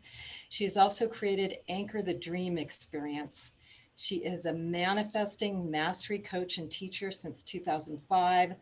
And she's very passionate about the topic that we have here tonight and has done a lot of her own work in studying and research and has a lot to share about this topic and how to presence it. So we wanted to give her the time to share her heart, her wisdom, and her soul. Treya Dharma. Thank you, Deborah. Thank you, Scott. Thank you, everyone. It's a pleasure to be here and among good company. Someone asked in the chat earlier, I'm going to sort of start off this talk with this topic here. How do you protect yourself and stay positive when others around you are being negative? And this is very related to the topic that we have going here tonight, because when people disagree strongly and have different belief structures, they can get very triggered when trying to communicate about it. And there's lots of other reasons why negativity may be arising and has arisen in our lifetimes and hasn't settled down yet in every instance in life. I will say that as we practice the tools and techniques of love and higher consciousness, it does tend to settle down, but we will never probably in this lifetime not have an emotional charge ever, not be triggered ever. And we may not ever be completely free of what we call negativity. However, those who are fully enlightened, those enlightened masters may display those characteristics, and we can look up to them as guides. And in the meantime, what we can do is embody the energy ourselves, practice daily a high enough consciousness that it creates a bit of a buffer to our nervous system. So I would say that the first most important thing in dealing with negativity in order to transcend challenging and non-positive situations in this time is to have a daily practice. And that daily practice would be one of many possible things, but really we can know to do something, but actually doing it in our day and building it into our day is a whole different thing altogether. It's not enough to know how to do an energy clearing for yourself. It's not enough to know how to put light around yourself and protect yourself from any of that negative energy. You have to actually do it. And protecting yourself with a buffer of light and love sets your mind thinking in a new direction. And all of our thoughts, like some of our speakers have talked about today, Charles and Sherry, and I'm sure others will probably bring it up, our thoughts are creative. Whether those thoughts are about something in the news or about how our day is going to be or about how a relationship is going or looking at the good stuff or looking at the bad stuff, we're going to get more of whatever we look for and look at. And this is part of the tricky navigating skill that we need to really start having ownership of during these times, especially because we can go down certain rabbit holes and get a lot of information which is quite negative. How do you protect your mind from absorbing that, reacting to it, and getting into fear about it? Again, it starts with that daily practice, and then with practices that you can do moment to moment, day by day, by cultivating the awareness of how we feel. Because when our feeling body starts going south, that's when we know to take a pause and to align with the higher consciousness in whatever way we do it. And there's multiples of ways to do this. And if someone is being especially negative in our space, what I have found to be especially useful is to imagine that person as an innocent little child, and to imagine that person with a huge smile on their face, and that they are happy and fulfilled, they feel loved, they feel cherished. Because at the end of the day, that's what everyone really wants to feel. And for some reason, that person who's being negative in your space, whether they're attacking you about your beliefs or whether they're mad about a current world situation and causing havoc in the home or whatever it is, they are going to, be putting that energy off. But if you can take a moment, you can help yourself stay calm and not take it as an attack by seeing the innocence in them. And you can even imagine a beautiful pink light all around them while you're interacting with them. And I, in my younger years, learned that in a very special way because there was someone in my life who was making me very angry and who didn't agree with me and didn't believe what I believed and thought that I was a little kooky. Imagine that. and also had his own very strong beliefs and opinions and would impose them on me. And at first I became very mad, but after a while, when I started practicing this, I literally had heaven open to me. I was about to be so mad at this person for being so different and so mean, really, to me is what it felt like. that I was about to bust a spiritual gut or something. And literally, source and angels, God, whatever you want to call it, opened heaven to me. And I felt the eternal presence of unconditional love. And it was so profound. It was so shattering to my what I had been doing out here in the world. And I said, oh my God, I almost forgot. I remember now. I remember. Please forgive me. And from that moment forward, I began just imagining love surrounding this person in the form of pink light. And I imagined him with a big smile on his face as a little cute 4-year-old. And that allowed me to shift my consciousness. So I was no longer in reaction to what he was doing. And can you imagine doing this to the whole world or for the whole world? If there is a situation in the world that is bothering you and that feels highly negative, what if you could bathe it in pink light and imagine a perfect outcome for that scenario and that situation? What if you could say to yourself, everything's going to turn out perfectly. I have no idea how, but this is what I'm going to think. I'm going to think that all the challenges in our world are going to somehow lead to a higher positive outcome. Well, what's happening when you do that? Well, for starters, and very importantly, you personally are going to feel better. And not only that, you're leveraging the power of your consciousness to imagine and feel as if a new possibility is real. And so instead of putting your attention on the negative scenario, which you may need to do if you need to get out of harm's way, if you need to analyze something, if you need to really comprehend what's going on, but then we need to learn how to shift our focus and focus on what it is we'd like to see instead. Focus on the possibility that there may be a higher outcome. Focus on the beautiful roses across the way if that's all you got right then in that moment. It's better than allowing yourself to drop in deeper and deeper into that fear. And then from that new renewed focus, you are also sending more positive thought forms and more of that healing love out into the atmosphere of planet Earth, and others will be able to more easily pick up on it. And I know that this may sound simple and it may not feel easy in practice, and that's okay because practice makes perfect.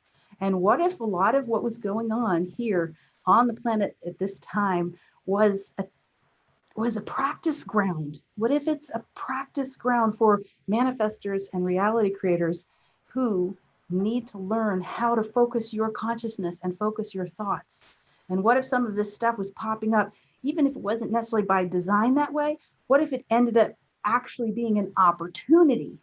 See what I'm doing here? I'm pivoting and I'm shifting. Maybe these negative things create an opportunity for us to pivot and shift our focus and learn how to be masters of our thoughts and masters of our imagination and masters of our consciousness. Because guess what, folks? No matter what's really going on behind the scene, the thing that's going to change the world and bring us into the new day is that consciousness, that awareness, and those acts of love, those acts of focusing our attention towards what we desire, being in that, reveling in it, living in it, having faith that as we do that, this new dawn and this new day will come through this storm. This, I believe, is the master key, and I invite all of us to practice it daily. Thank you very much.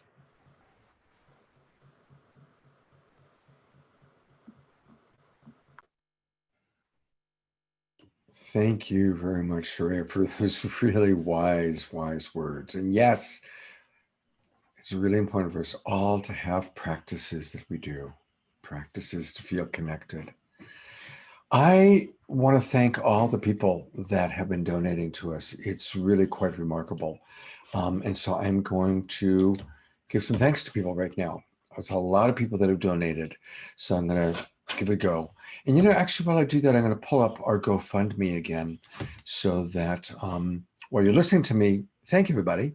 You're reminded of where you can go for those of you who haven't donated yet.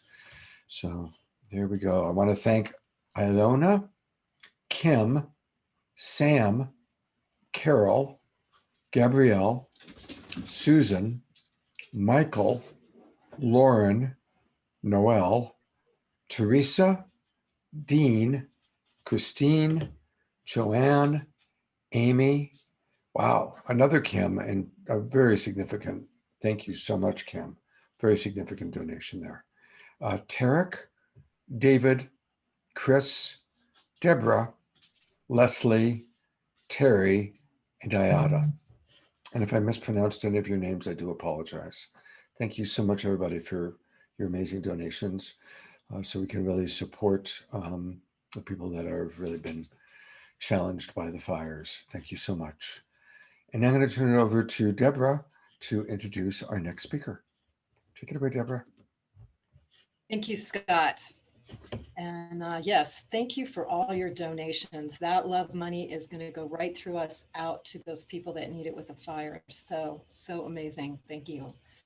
And now we're going to have another perspective, another angle on this topic, which is going to be very helpful.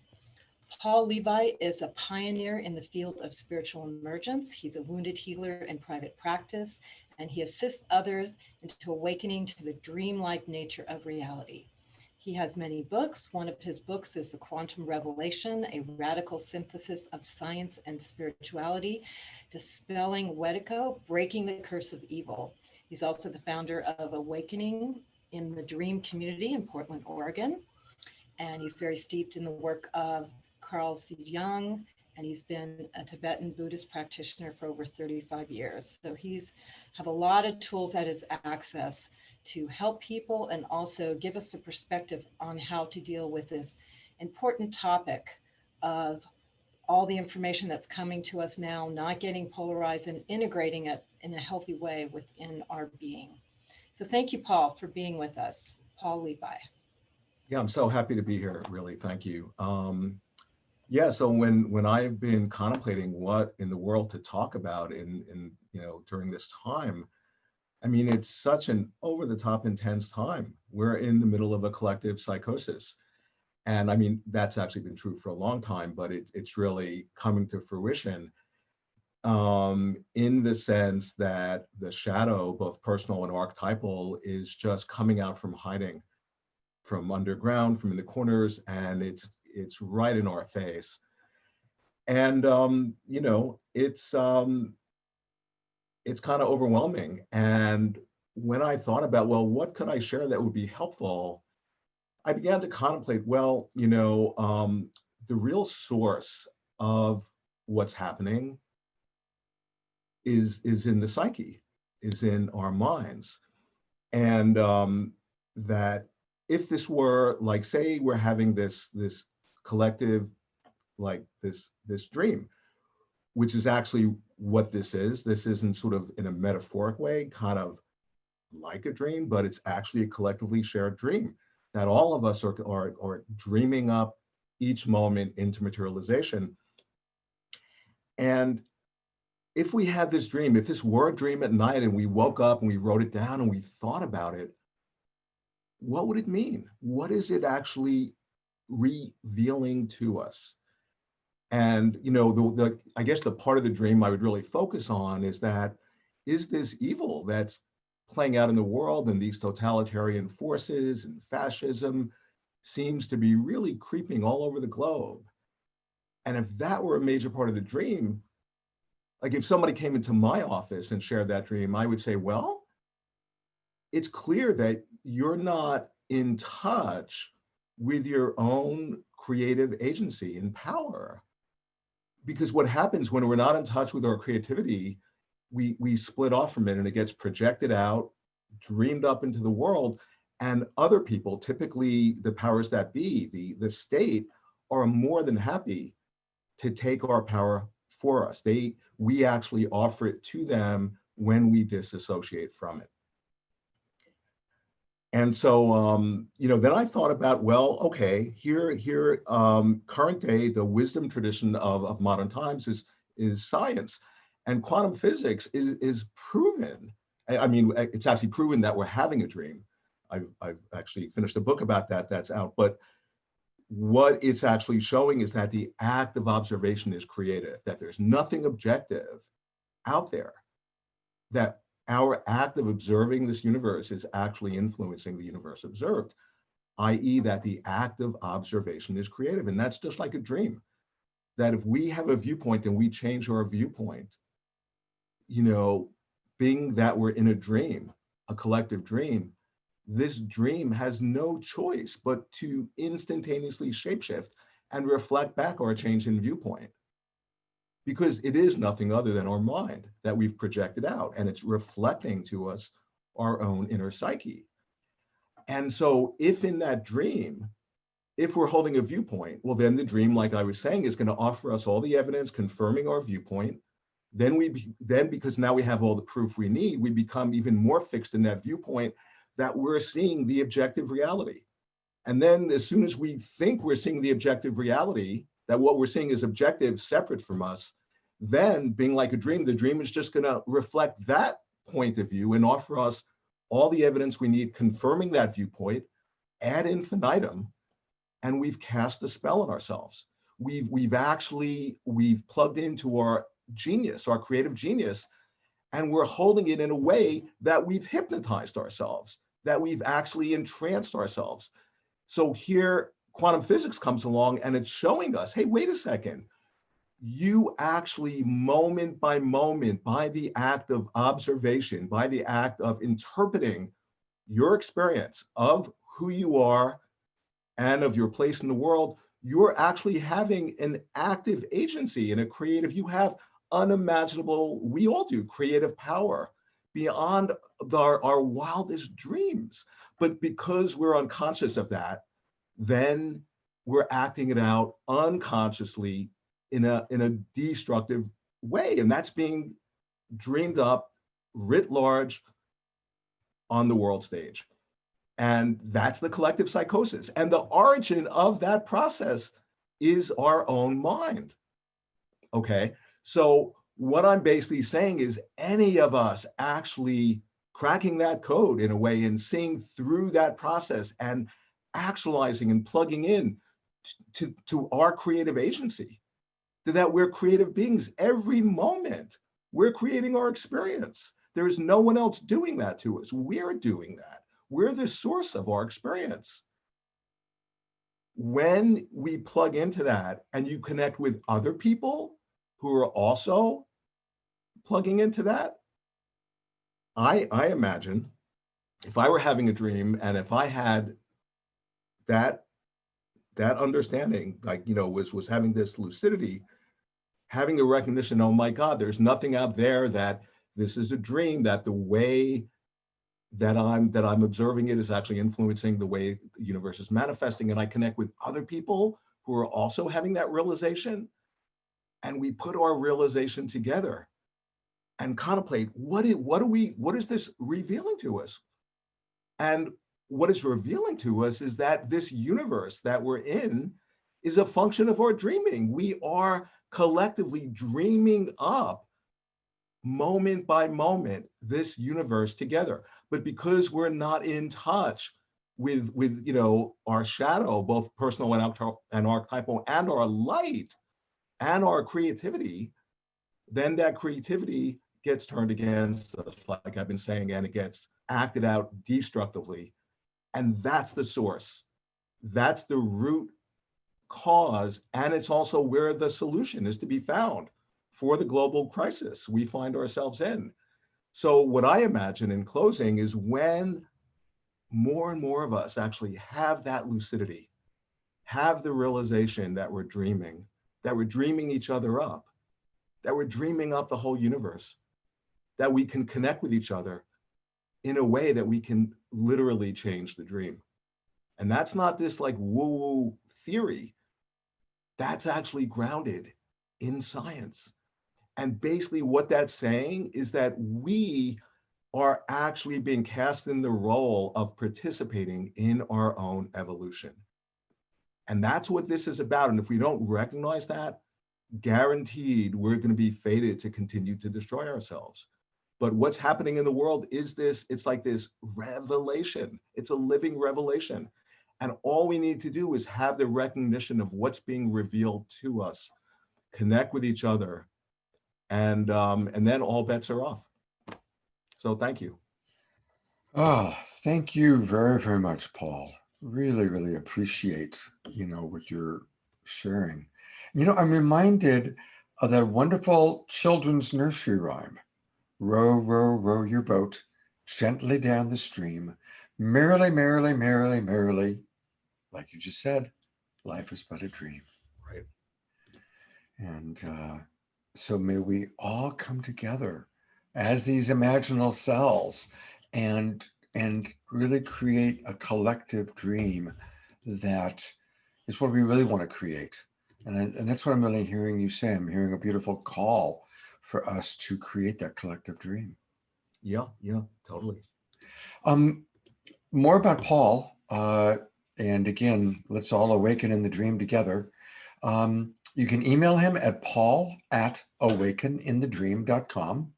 And that's, of course, his website, awakeninthedream.com. You can also find him on Facebook, paul.levy.9619.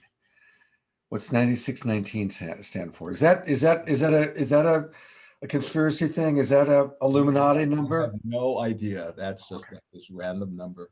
Okay, well, nothing's random. I don't know. Right. No, seriously, Paul, thank you so much. It was really wonderful. Yeah, totally. Thank you. All right. It's time for a little more comedy. And one of the things that was fun this week was Treya, Deborah, and I all watching different JP Sears videos to discuss which ones we were going to play during our show. And I got to say, the next one is my favorite.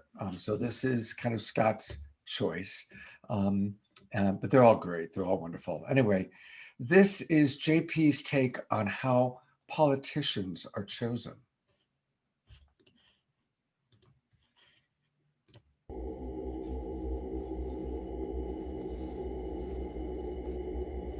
Thank you for coming in to interview for the position. It's a pleasure to be here, sir. I would love to be chosen as your candidate. So, are you honest? No. Are you being honest when you say no? No. Have you ever had anyone killed? No one that'll be missed. What's your stance on climate change? Are we talking through an economic perspective? Yes. Then what climate change? Now, have you ever been accused of sexual harassment? Not yet. Have you ever sexually harassed a person? Like, just one person?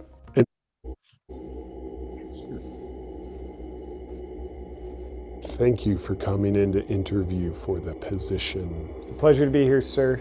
I would love to be chosen as your candidate. So, are you honest? No. Are you being honest when you say no? No. Have you ever had anyone killed? No one that'll be missed. What's your stance on climate change? Are we talking through an economic perspective? Yes. Then what climate change? Now, have you ever been accused of sexual harassment? Not yet. Have you ever sexually harassed a person? Like, just one person? Anyone? Well, yeah. If your victims ever came forward, would you be willing to deny all claims and act like their accusations are beneath your character? I wouldn't know of any other way. Where are you on abortion? I've forced many of my interns to get them. Your public stance? Completely against them. Nothing could be more wrong. Unless you want me to be for them. If 3 people were hanging off the edge of a cliff and you could only save one of them, who would it be? A, your wife, B, your son, or C, your own mother?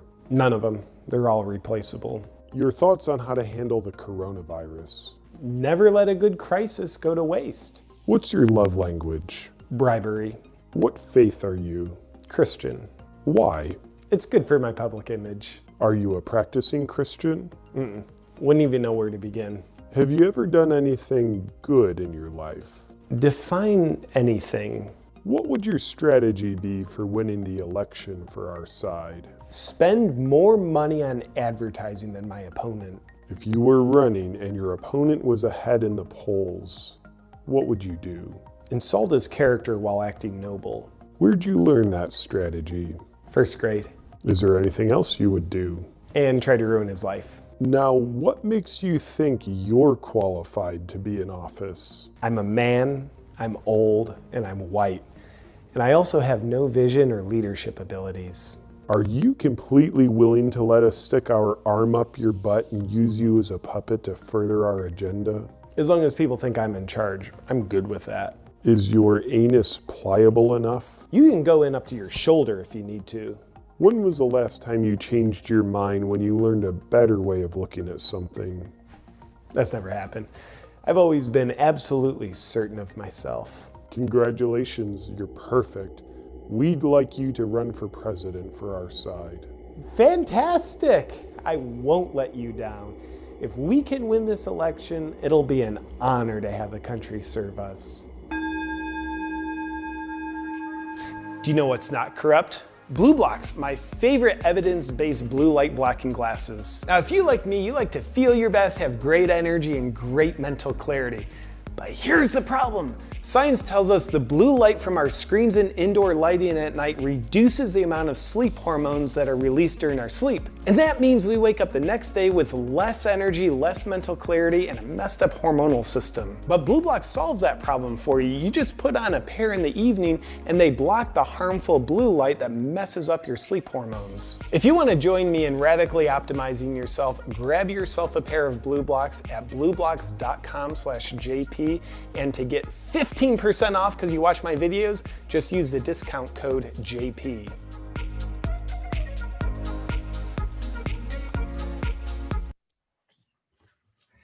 I gotta say, I've seen that about 4 or 5 times, and it really, he's just so fast. Some of those things really crack me up.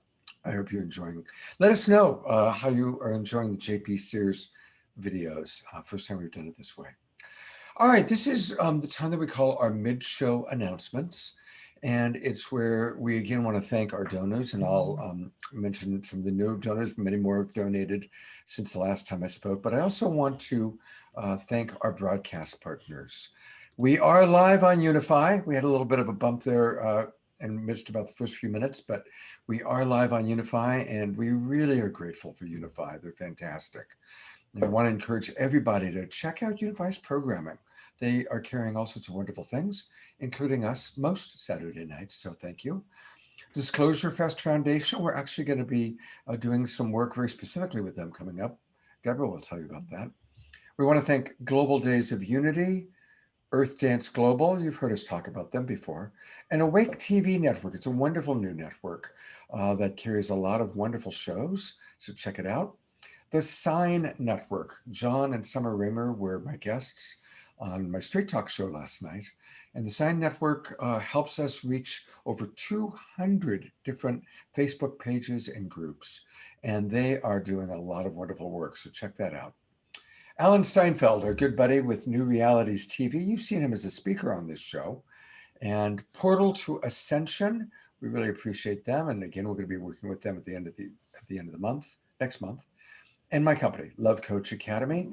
We provide 15 free online webinars every week, usually 2 or 3 a day. So check out what's happening with Love Coach Academy. We recognize there's a lot of relationship challenges right now, and we're here to support people as best as we can. And all of our shows are free. So check it out. I want to thank all the new people that have donated. Karen, Deirdre, Solana, Eric, Francis, and James. So those are the people who have donated just in the last few minutes. Thank you so very, very much. And to share a little bit more. Oh, and I have one more thing actually that I want to do. You know, we talk about all the different organizations that we have supported. I want to show you briefly because these are all great organizations and we're very, very proud of how we've cooperated with them. You know, this is about the 21st week, I think, that we've done the show. And the very first organization we supported was Grandmother Flora de Mayo, and she's going to be back on in 2 weeks. We're doing a show on Indigenous elders, and she's going to be on that show. We do a lot of support for essential food and medicine organizations like EFAM and People's Community Medics that provide really good stuff, including herbs and natural teas. You're probably all familiar with the various Meals on Wheels chapters, and we supported the San Francisco chapter. We also supported the Healing Clinic Collective. And by the way, almost all of these organizations received at least $500, and the vast majority received $1,000. The Healing Clinic Collective has done wonderful, wonderful work responding to the coronavirus recently. We supported the Sonoma Food Runners. And, you know, we also really want there to be election integrity so that that guy you just saw making the deal with the devil, we don't want him to win. We want there to be a fair election. So we supported trustvote.org. I want to thank Lori Grace for her work there. And we supported Growing Together, which helps to green schools in the neighborhood. They're a Bay Area organization. And another Bay Area organization, Fraternite Notre Dame. We also like to support individuals in our community. And Blaine Lyon is a beloved member of our community. He's a singer who, of all things, has cancer on his vocal cords. So we provided a $1,000 donation to him. And also to our beloved friend, Mariella de la Paz. She's a brilliant artist, and we had Mariella on the show. When Black Lives Matter happened, we did an entire show, Saturday Night Live, dedicated to Black voices. And my Love Coach Academy has done another 6 shows on Black Lives Matter and some of the splinter organizations like the Wall of Moms and the Ungun Sunday. And we funded the Dream Corps, founded by Van Jones. We supported the John Anthony Foundation, helps with homelessness. And honestly, probably my favorite nonprofit organization in the world is the Pachamama Alliance. I've been with Pachamama since they began. They do incredible work, helping us to change the dream. You know, Paul Levy was just talking about changing the dream, and Pachamama helps us to do that. Cure for Nepal, I noticed that Prakash has been texting today, and we supported them. And also the Zanzibar Learning for Life Foundation, these beautiful, beautiful children, really gorgeous. We did 3 nonprofit organizations when we did our Day Out of Time show, including the Foundation for the Law of Time and Planet Restoration, and also the Goodness Tour. And we actually had members of the Goodness Tour that were in the slums of the Bahamas that had been torn apart by the hurricane. And they created an entire mural during our show, started from scratch. By the end of the show, they and their people had created a mural. Food for Life is a beautiful organization we supported. A couple of weeks ago, we were so happy to have Reverend Michael on the show. And so we supported his Agape International Foundation. And then we supported Community Zambia. And they are really, really beautiful. You might have seen that. It was last week. And when we had the gentleman who's deaf and his wife translated for him, it was really beautiful, very touching. And this week, we're doing 2, Public Education and Empowerment Resource Service. And Deborah's going to tell you all about that in a moment. That's Fred Burke's organization. And Fred is one of our speakers that you're going to hear from this afternoon. And then finally, as you saw before, we really want to support the Sufi community that lost everything in the fire, including many individuals who are now homeless. And so thank you already for the incredible donations that you've made. It really means a lot to us. And to share a little bit more about Fred's organization and our upcoming season is my partner, Deborah. Thank you, Scott. Yeah, thank you so much for all your donations, the donations when you sign up, the donations on GoFundMe, all that you give us. We turn that around and we put green love energy into the organizations. And we also use it to give you amazing shows coming up. And we're committed to do shows through September. And I'd like to share what we have coming up next week and through September. Okay. Hold on one second, Deborah. I put up the GoFundMe for a minute there. Oh, okay. So, well, let's all take one more look at the GoFundMe while I got it there. It's really easy. Just go to GoFundMe and put in Global Peace Tribe. And I will again come back and thank people that have supported us in a little bit. And now I will bring up the upcoming season. Okay, go ahead, Deborah. Great. Next week, we are going to be co-collaborating with the Shift Network and promoting this amazing 4-day virtual festival, summit and music festival called the Shift Summit and Music Festival, September 18th to 21st. And we have great presenters on: Grandmother Flor de Mayo, Phil Lane, Sandra Engerman, who is a shamanic practitioner. We'll have the founders of Shift Network, Stephen Dinan and David Haley Michu. We'll have also the founders of the Sign Network, John Raymer and Summerjoy Raymer. Philip Helmick, who is part of the Shift Network. And we're going to also have music appearances from Donna DeLore, James Twyman, and Kristen Hoffman, and also a magician illusionist, Paul Draper. And then on September 12th is going to be a very special program as we honor Indigenous wisdom as a source for deep healing and transformation in our very challenging times. We've got really incredible Indigenous elders and spokespeople of the Indigenous in our nation around the world to talk about what's going on now and how we can benefit from their wisdom. And then on September 19th, we are going to celebrate the International Day of Peace. We are going to be collaborating with a lot of organizations worldwide who are going to be hooking up and standing for creating peace. Everyone's in this high collaborative model now, which is going to be really powerful. We'll be collaborating with Shift Network, with Unity, with all our broadcast sponsors, with Unity Week, with the Sign Network, with many together. It's going to be a phenomenon. And then on the September 26th, we will be collaborating with Portal to Ascension and Disclosure Fest, and come out again with a lot of things that are being disclosed now, and some of the prominent speakers, researchers, leaders that are leading the information of revealing information. And then with your support, we plan to do a whole winter season, October, November, December, because it seems like this has really taken off. We love your comments. We love your participation. We love your support. And that's our intention, is to bring you a whole new season.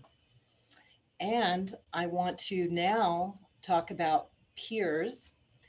This show has been talking about our revealing times and all the incredible information that's coming to the surface now. We get a lot of information from our friends, YouTube here, on Facebook Messenger, about what's behind the shadow government, what's going on with COVID, all of that. How do you sort it out? How do you really know what's true and what's not? Well, we have a man, Fred Burks, who has made his life mission researching this information for years and creating a website where you can go there and you can get highly documented, solid information that he has taken the time to follow the rabbit hole down and make sure it's solid and clear on a lot of these topics.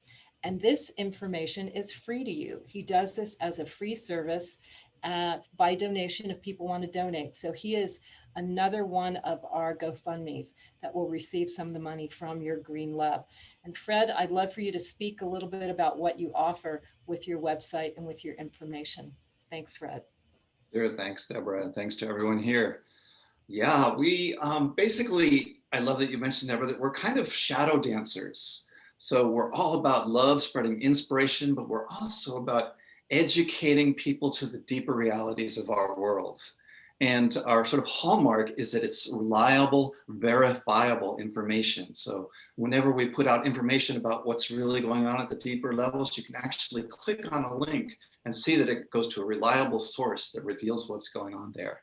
And we're doing this all from the heart and from the understanding and knowing that we are all interconnected, and we all are committed to moving beyond polarization to creating the world that we all know is possible.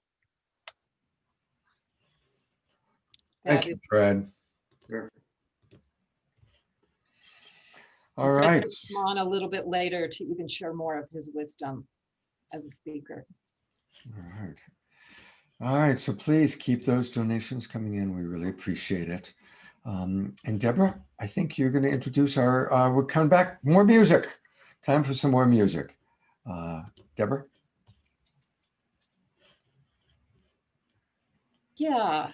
So we love to bring Diane Patterson back.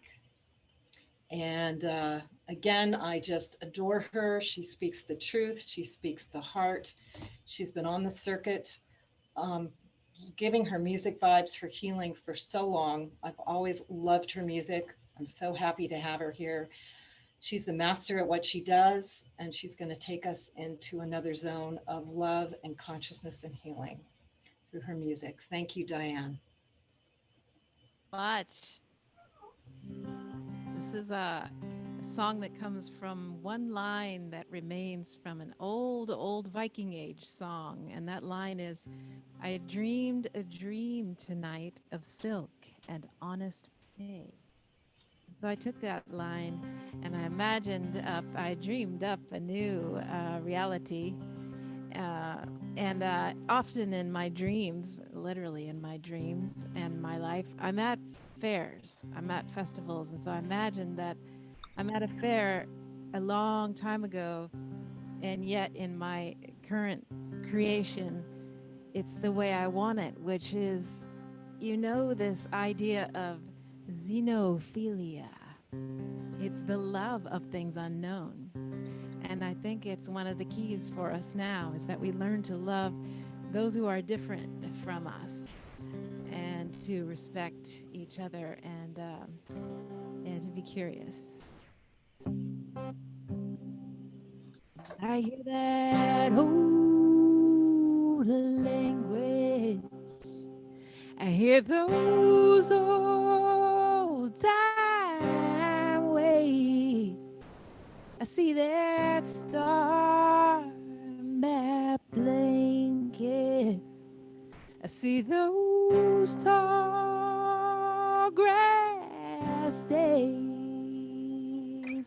woven in your song. Can I run along beside you,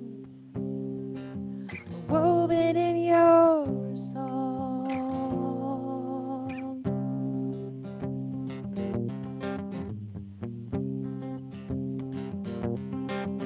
Oh, I dreamed tonight of silk and honest pay.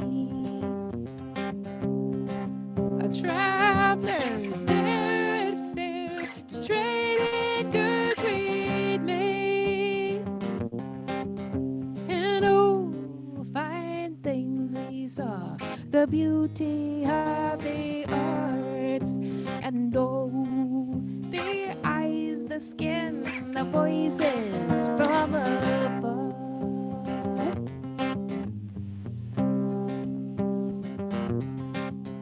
Midsummer dance we did until the petals fell.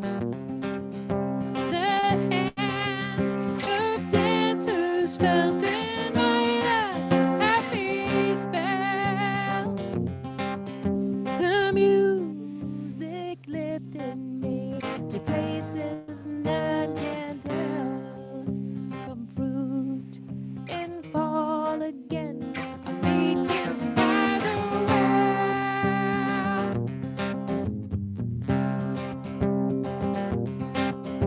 And by the well, my friend, the mother and the child can heal, alive and well, the husband and the wild, in sacred waters where the mountain does provide. Come rain, come sun, we sing the dark again to light.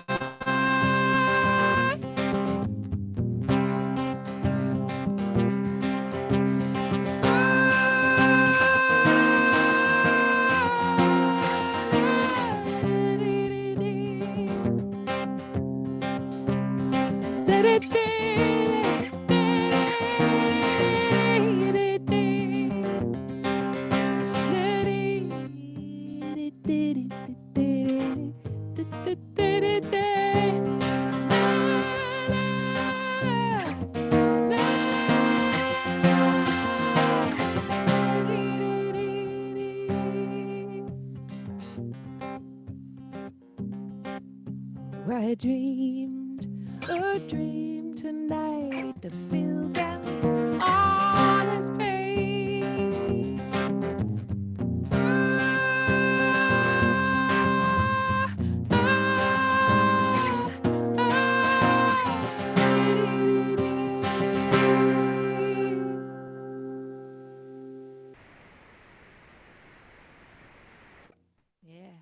Thank you, Diane. I just want to remind everybody that you can go to dianepatterson.org, D-I-A-N-E, Patterson with 2 T's, dianepatterson.org, or you can find her on Facebook, Diane Patterson Music. And let's always support our artists. And Diane, just so love your music. It's just really such a beautiful eclectic mix. Thank you for blessing us with your presence today. All the love. All right. You know, it's still not too late for people to come into our Zoom room. I'm recognizing that, of course, the majority of people who watch our show still watches on Facebook, whether it's the Unify or Love Coach Academy. And it's not too late, even tonight, for you to come on into our Zoom room. Why would you want to do that? Well, for many reasons. First of all, when we get your email address, we will send you the replay, send you a link to all the previous shows that we've done. You know, imagine how you could just enjoy all these great shows we've been doing for the last 4 months. Well, we need to have your email to send you that link. We also have a special pre-show program that we do for our Zoom community for 30 minutes before we go live at 6, from 5:30 to 6. We have kind of a little special show that we do. And probably most of all, we have community connections. At the end of the show, the people in our Zoom room are invited to come up, just a few of them, but pretty much anybody who wants to can come up and share for a minute about what they were inspired by, what took place. And it's really fun. It's great having people come from out of the audience and join us.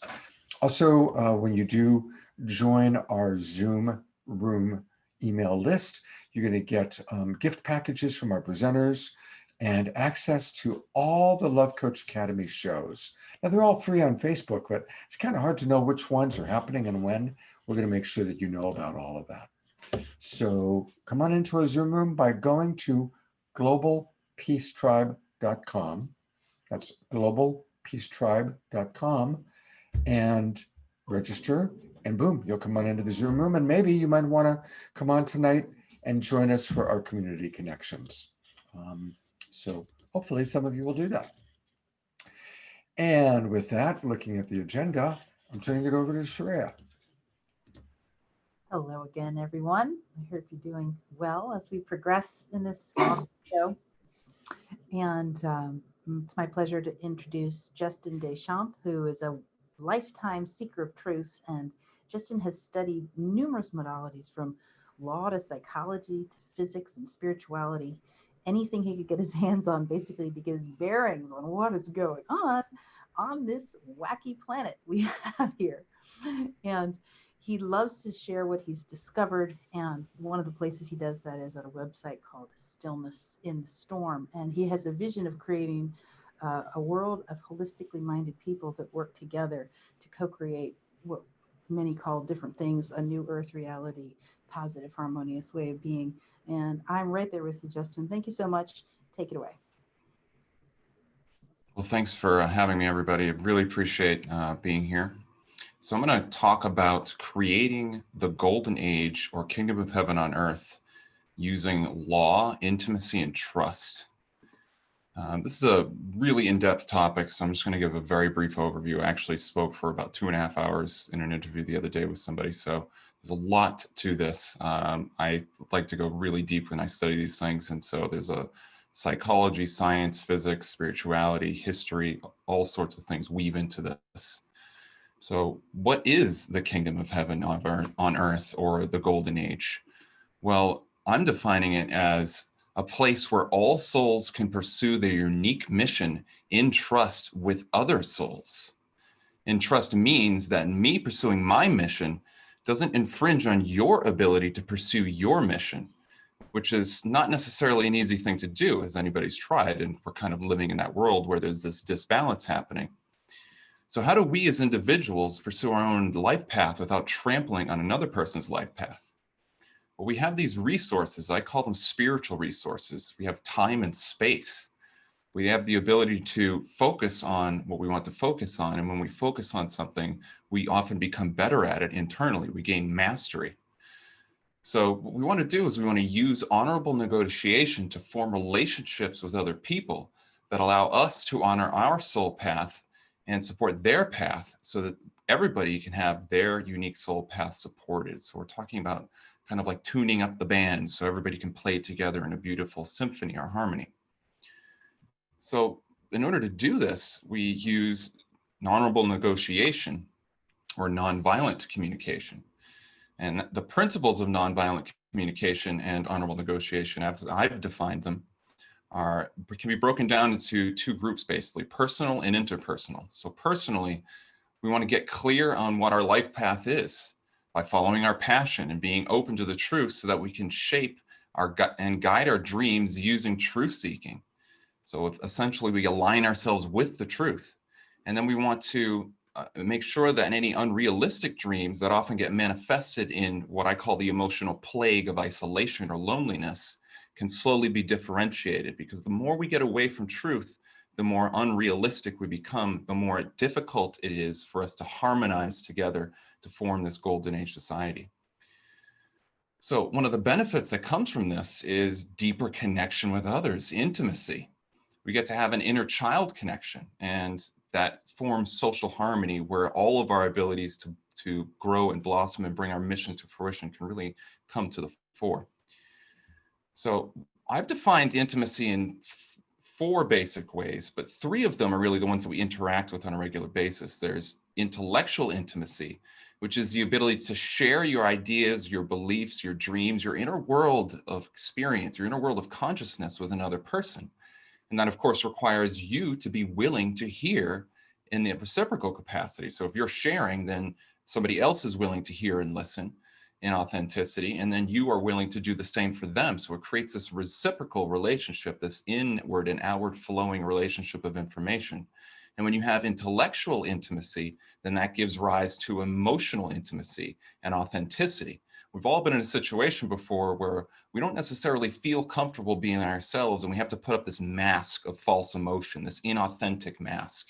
But when we learn how to share our truths and trust using honorable communication, using the laws of contracts, the four principles of contract, which is a very precise thing, then we can actually start to create diplomatic relationships. We can create a safe space of intimacy that blossoms intellectual intimacy, emotional intimacy, and then that gives rise often to some form of physical intimacy.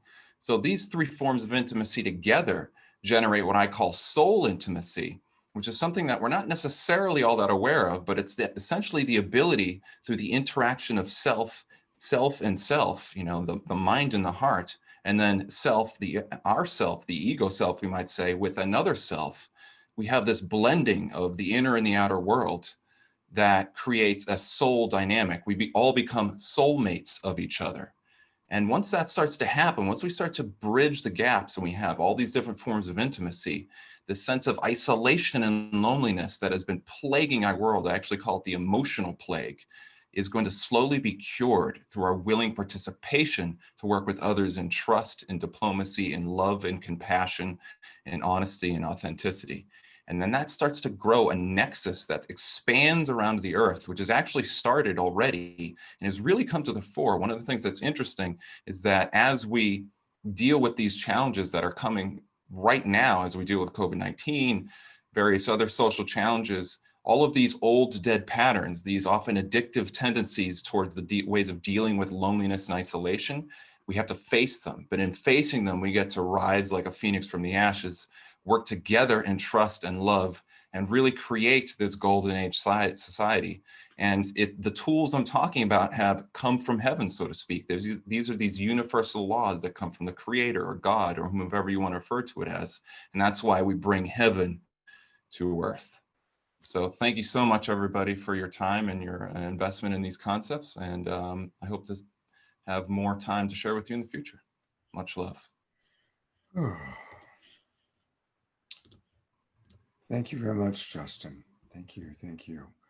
And, you know, for anybody who missed the beginning, I had a little chat with Justin at the beginning of our show.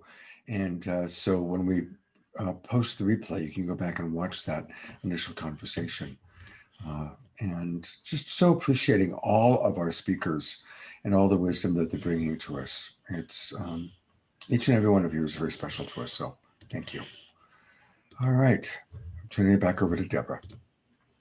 Thank you, Scott, and thank you, Justin. And please, everyone, go check out his website, Stillness in the Storm. It's another incredible resource, like Peers, of this information that you can go really deep with. So it's another amazing resource. And we posted that in the chat room. And now is another topic that's really critical to this whole topic that we're sharing, which is censorship, because that's where a lot of us get tripped up because we're not getting the accurate information of what's happening. And this organization, Project Censored, has been around for a long time because this issue has been going on for a long time. Mickey Huff is the director of Project Censored, and he's also the president of Media Freedom Foundation, and he's also co-editor of the annual censored book series from Seven Stories Press. So he's definitely in the thick of what's happening in the past and currently around censorship, which we all have a sense of something going on, information is manipulated, stuff gets through, doesn't get through. So we really wanted to bring someone on that was an expert on this that could give us the overview of what's going on with this. So Mickey, so happy to have you join us. Give us a sense in this topic of, in a few minutes, but they can go to your website for a lot more of what this issue is about censorship that we're dealing with now. Well, we live in interesting times where, by the way, thank you all for being here, and it's an honor to be invited. Like all the rest of you, brevity is not a strong point of mine, but I'm just looking forward to sharing a few thoughts and ideas. Censorship is basically born of fear. And the antidote to that kind of fear isn't just banal kinds of hope or phony elixirs and slogans.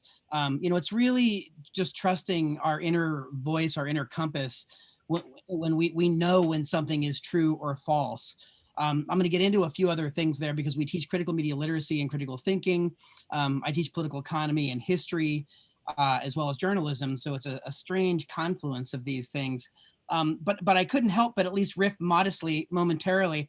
The theme here on navigating unprecedented and revealing times, it says from the program, we thought 2020 would be a year of clarity, and it's turning out to be quite hazy.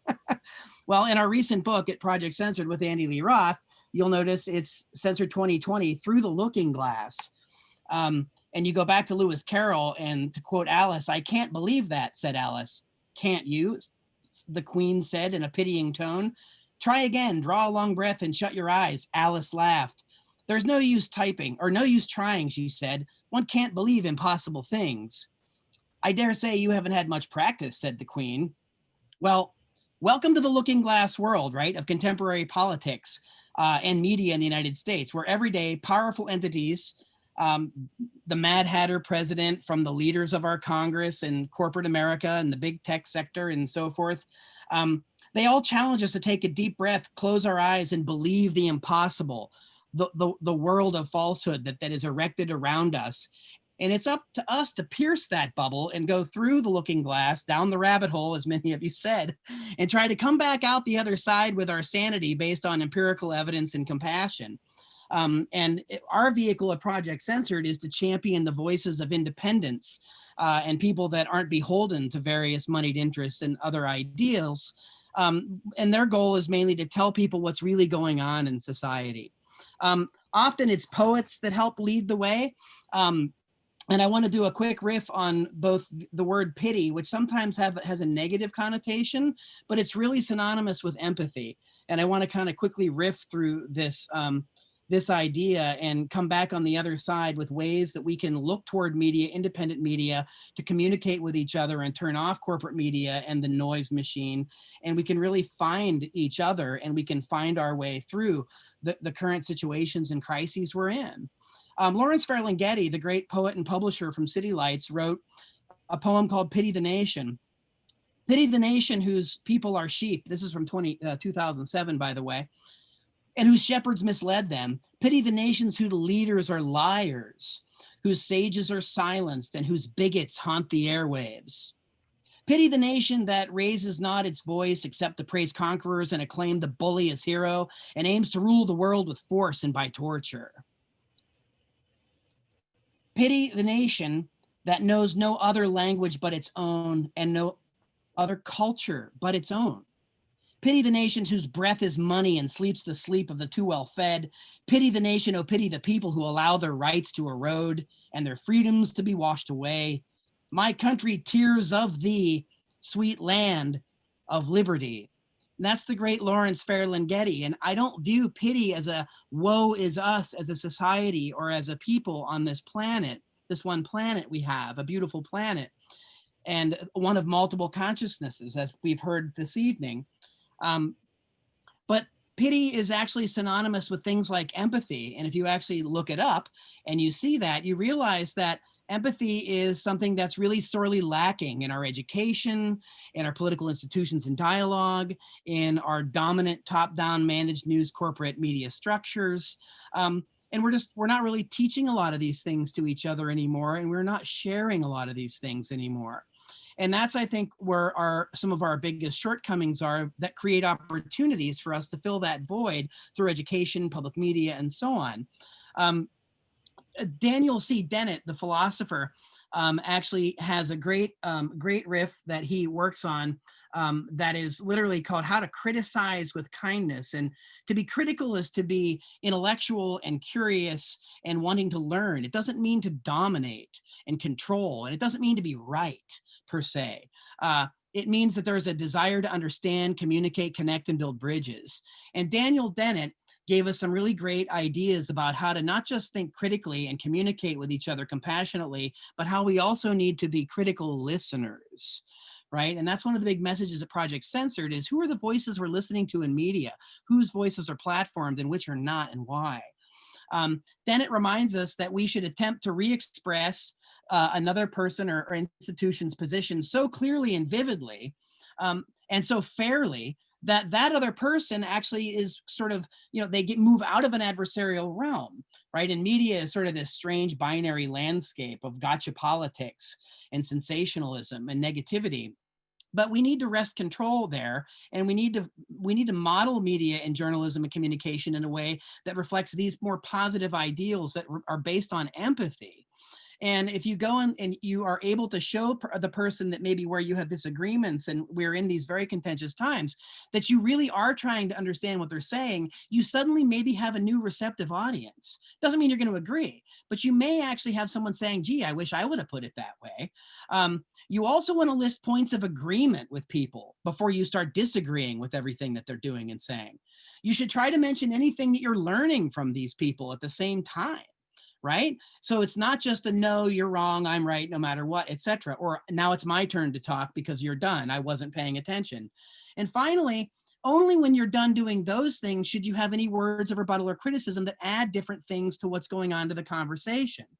And so journalists can do that and help us do that. And we can also be the media in many ways if we simply follow the Society of Professional Journalists' basic tenets, seek truth and report them, minimize harm, act independently, and be accountable and transparent.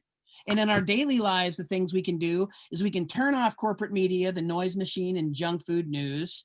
We can ask important questions about why people and institutions want us to think certain things or follow certain ideals. We can ask about who's newsworthy and not, and whose voices are platforms and heard and not, and help seek out and platform these other alternatives. And we can also support more solutions in constructive journalism. I realize my time is up and I want to be very mindful of that. But Lao Tzu once wrote that if we do not change direction, we may end up where we're heading. And if we don't necessarily like where we're heading as a society, we really need to take control of those reins, and we need to produce more of the things and messages we want to see. We need to work with each other more harmoniously, despite even some of our differences. And I think if we do that, the world that we all envision is not only possible, it is inevitable, rather than the dystopian one that we're constantly shown as if we're like the allegory in Plato's cave. So again, I'd like to thank all of you for inviting me here. It's a lot to pack into a short period. I'll post some links over in the chat room. And again, just thanks for everything that you're all doing. And keep doing what you're doing. Again, it's an honor to be here. Thanks so much. Thank you very, very much, Mickey. Really appreciate it. And I'm going to go briefly to his website. And I really want to encourage everybody to go there. It's projectcensored.org. And this particular link Mickey sent me is where he repeats what he said kind of towards the end. And because he said it fast, I'm actually going to repeat it because I think it's really important. It's 5 ways to flex your media literacy muscles. I like the image that you've got there.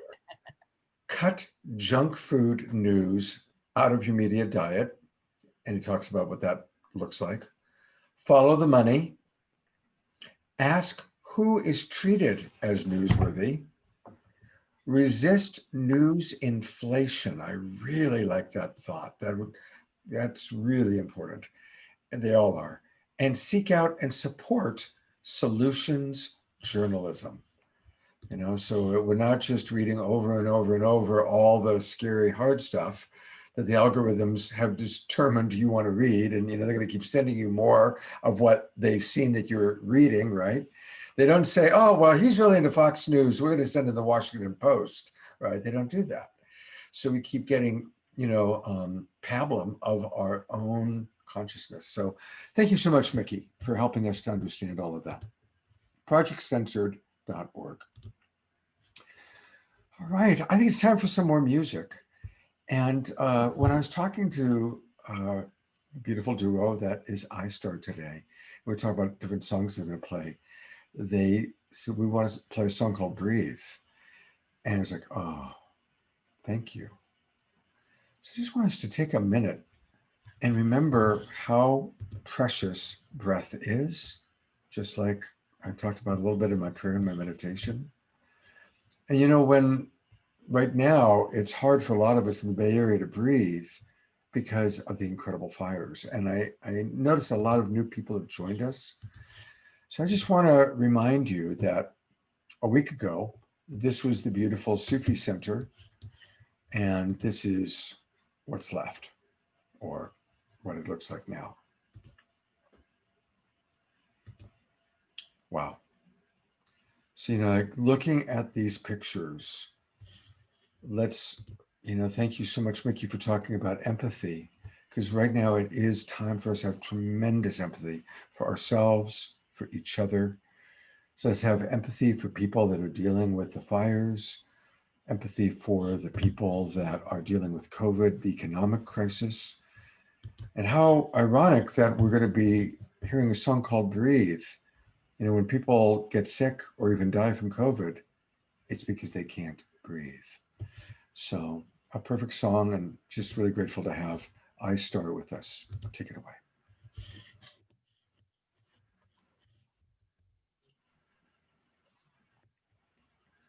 Let us take a breath in. Let it out.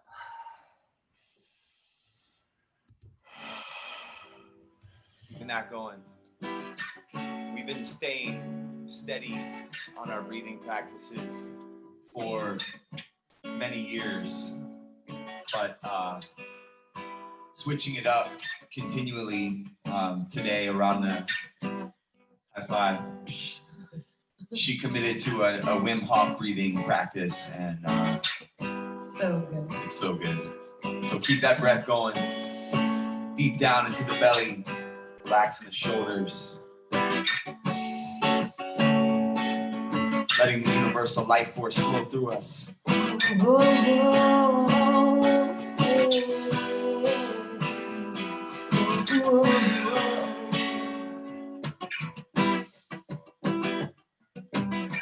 Secret smoke fires awoke from the dusk outside my dawn. The elephants broke the seat, the children drove on the musk outside the foam. Foam lingering in my heart cavities, deep in the dark, awaiting the light to penetrate. The sleeping caves and the wisdom that bathes me, awakening my perfect meditation. Woke me down, the leaves I have turned brown, melt into the earth once again. The fog that lifts, the sky cloud that drips, the silhouettes of the stars that have been, stars that have been, the stars that I am, stars that I am, stars that you are. The beauty of the earth, the strength of the branches, of the breeze, so I don't cheat in trances. The joy to breathe, move with the rhythm, change, to breathe while you breathe,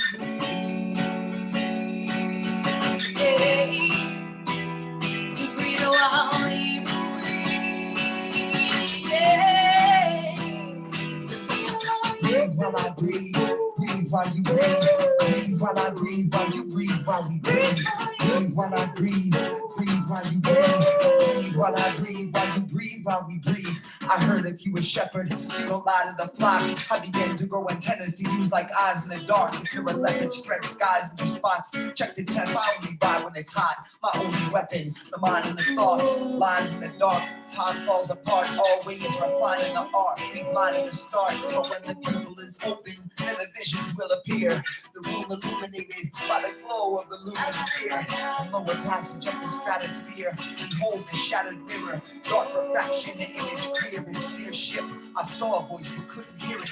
The hidden spirit manifested in the lyrics. The mic is like a gear shift, plugged into the heart of a man for transmission. Red line repeatedly, my hands blistering, encourage you to move against listening. Walking on the dunes, sand shifting, hard to make the transition. To stand without slipping, alone at night sitting. Is that the price of vision? So tired of writing women. It's time to write this system. It cuts like knife incisions, turns a life decision into a crisis. Rhythms I choose the ripest, driven with smooth, decisive strikes and weak ciphers. Sleep with 3 vipers, one in each hand, one in the teeth. It greets ISIS as we seek to breathe light. It's like the realm of the enchanted, released in the streets where peace is planted, leaves expanded, weaving hammocks with a spider woman standard. Dreams are candid expositions, the themes commanded. In the night I've seen the damage. I have become my own creation, fed by the rays of the sun. Wisdom in the ground, I am found truly one. It's truly free, there is no difference between me.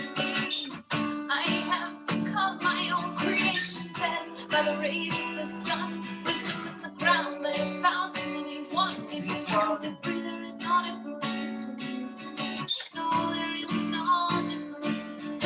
Oh, oh, oh.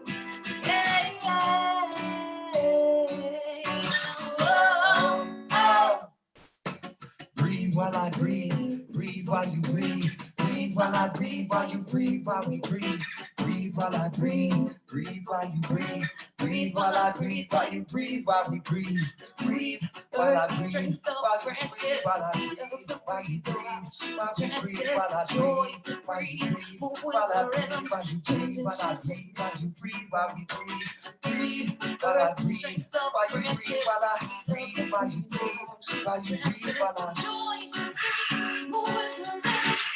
while I breathe, while you breathe, while we breathe, breathe while I breathe, while you breathe, while we breathe, while I breathe. Through computer screens, breathe while we breathe, while I breathe, while you breathe, while we breathe, while we breathe, while we breathe.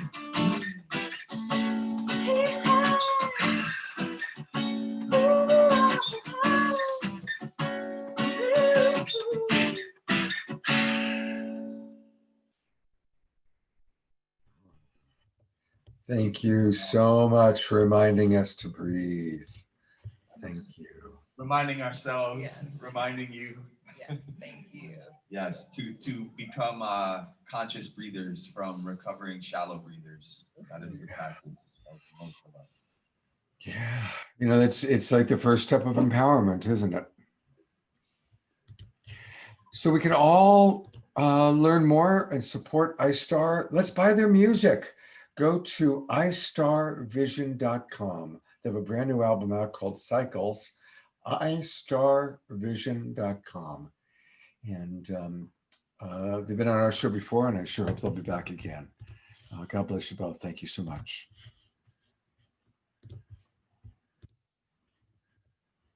Thanks, Scott. And we have one more presenter, a little more music, and one more video. And we're going to bring Fred Burks back to sum it all up, to give us an overview. Fred Burks, again, is the manager of the Peers nonprofit network of transformation-focused website that gives you verifiable information of all these topics we were talking about. His deepest intention for his entire adult life has been to live in service of all beings. And this is certainly a service of love that he's doing with this website. And he's got an amazing overview of this topic and how to deal with it. And I'd love for you to sum it up for us, Brad, and give us the icing on the cake on this important topic that we've been engaging in here. Fred Burks. Thank you, Deborah. And I'm so thrilled that it's come around to breath. I didn't know I was going to do this because breath is just so important. And I want to mention there's a beautiful a practice of breathing sacred love on one of our websites, which is weboflove.org. It's all about how we breathe sacred love in and out and how that can help us to transform. So let's all take a nice deep breath together. Breathe into your heart.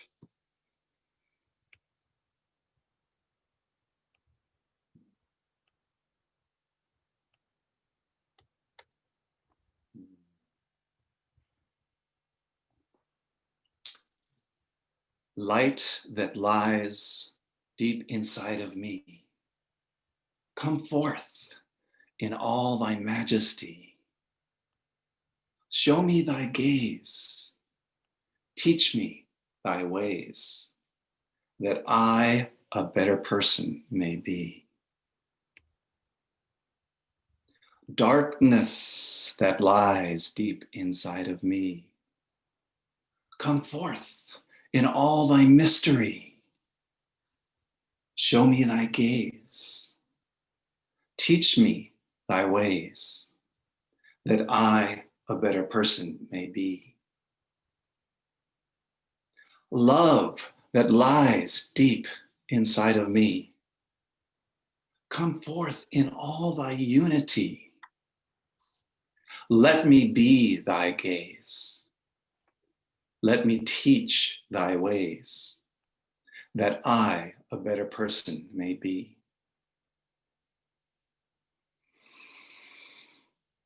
In your core, you are a brilliant being of light. You have unlimited potential. You are a powerful creator. And yet at the same time, in your being, there are layers of shadows. There are layers of darkness that cover your brilliance and that keep you from expressing your amazing inner magnificence. We all have these polarities inside of us. We have this core brilliance. We come from that same beautiful divine source. And yet we came here to learn and grow. We came to this planet. And so we enveloped ourselves in all of these shadows and all of these layers that keep us from seeing and experiencing and sharing that beautiful inner light. And so there's a way that we have this polarity inside of ourselves. And yet at the same time, we have so much polarity in our world. We have the Trump haters, the Trump lovers. We have the mask haters and the mask lovers. You name it, so many polarities that we're having to deal with right now. And yet how much does it really serve to be stuck on either side of a polarity? What if life really is a cosmic game? If it's a divine drama that we're here, as Paul Levi was talking about, that we create out of our own mind, our own deep inner selves, somehow it's a reflection out there. What if we need bad guys to make it work? What if we need the shadow to help us to learn and grow? What if the shadow is actually our teacher? What if we can become shadow dancers who, yes, we celebrate the light, we welcome it in, we breathe it, we share it, yet we also dance with the shadow because it is what helps us to grow and blossom in all of our beauty, all the rainbow spectrum from black to white, everything in the middle, every part of us growing. I really invite everyone to join me on this journey, which has been so powerful, of looking at the shadows inside. We all have these deep shadows inside. And then as Mickey Huff was talking about at Project Censored, looking at the shadows outside, how is it that somehow we end up being manipulated, and so many people end up being manipulated. What is really going on right now with the virus? Is there a deeper story? Are we willing to question our own beliefs, whatever they are, about what's happening right now in the world, about what's happening right now inside of ourselves? It is so powerful to do that deep, profound inner inquiry. And what I can tell you, because I have been researching deep into the deep state and to the dark shadows, because that's what I was called here to do. I know my lifetime, that's what I came here to do. And so I have spent many years looking for the most reliable, verifiable information that I can share with others to help them to understand both the global shadow and the shadow inside of ourselves. And you'll see, I founded a nonprofit, Peers, which has 13 websites now that are all about various aspects of the shadow and that are meant to inspire us to do this inquiry and to step ever more fully into our magnificence through the door of the shadows, to learning to surf these shadows. And so I invite you to really join me on this inquiry, like really looking inside. And you can take a look at our websites, peerservice.org. And for those who really want to see the most popular website that I manage, it's called wanttoknow.info. And Want to Know uses all the reliable, verifiable information to help you form your own opinions. It's not meant to teach you what's really going on. It presents lots and lots of evidence, lots and lots of things that you can verify and check for yourself, and then see what's really going on. What's really going on behind the scenes with this virus? What's going on inside of ourselves?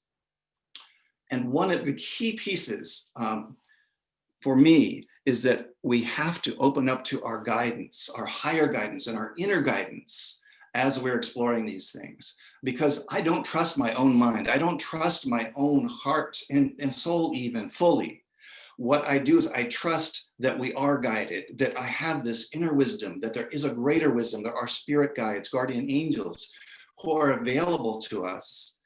And if we call them in continually as we explore the shadow realms, we will be guided.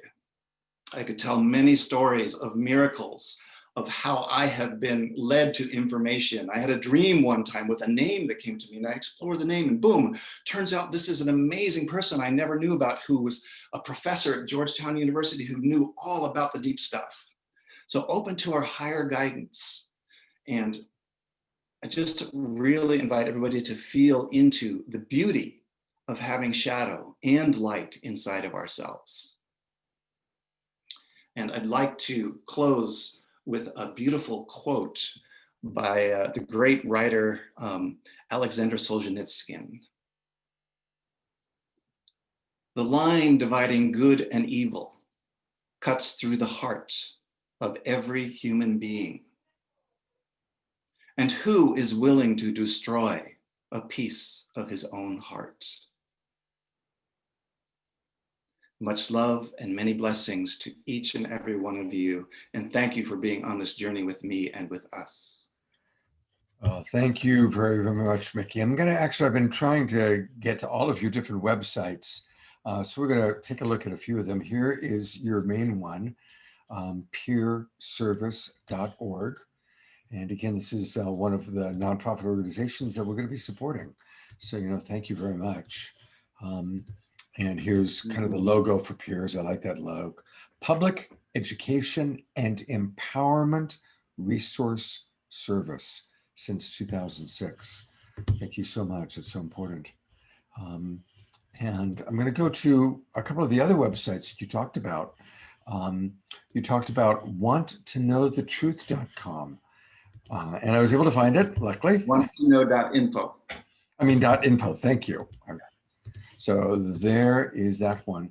And just tell us a little bit more about how to scroll through this particular one, Fred. Well, it's set up so that there's all sorts of topics, and you can see what is the topic that you're most interested in.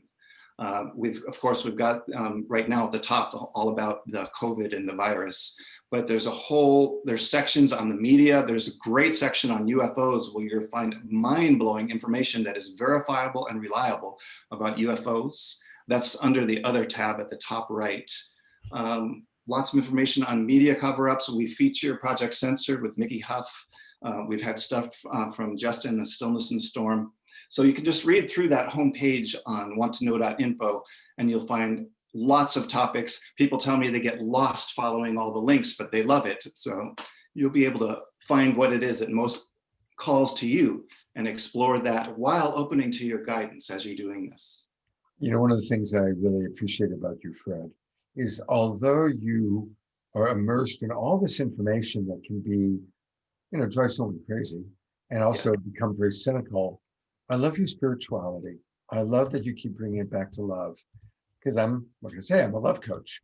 Absolutely. And it was good to know about your weboflove.org, and just that after all you've gone through, you still, you know, come around to, you know, the sanctity of life, the sanctity of I wouldn't do it if I weren't spreading this also. It cannot be all shadow. It has to be a dance of shadow and light. Thank you.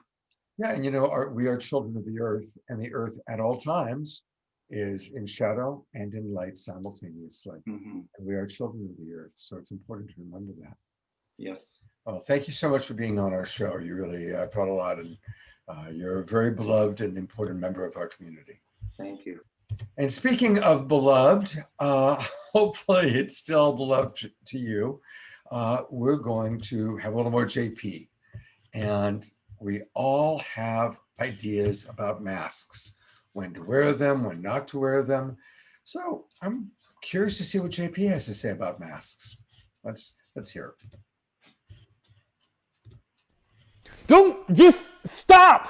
Don't come any closer. I need a 6-foot perimeter here. How could you be so reckless? I always wear a mask in my car because my grandfather fought in World War II and I'm trying to be just as brave. And now anytime I'm in my car, I also wear a condom because... Don't, just stop! Don't come any closer. I need a 6-foot perimeter here. How could you be so reckless? I always wear a mask in my car because my grandfather fought in World War II and I'm trying to be just as brave. And now anytime I'm in my car, I also wear a condom because I don't want to get STDs either. And it works on the same medical premise. I think it takes a courageous individual to boldly wear a mask while they're in their car by themselves. It's a pretty rare trait. We're like the Navy SEALs of the roadways. We're pretty elite. That's why you don't see very many of us. But you do see some of us. Wearing my mask while I'm by myself in my car basically says, I might have COVID, and if I do, I don't want to catch it from myself. Because when I'm in my car, I'm within 6 feet of myself. So technically, I'm breaking social distancing rules, and I don't feel good about that. I got my degree in being under a trance from the State is Deceiving Me University. If there's one thing I love about airplanes, it's breathing the recycled air. And my commitment to wearing my mask in my car gives me the same recycled air purification while I'm in my car. It's innovative and cleansing. It's like we're basically in flying cars now. When people see me drive by in my mask, I know what they're thinking. Thank you for your service to our country.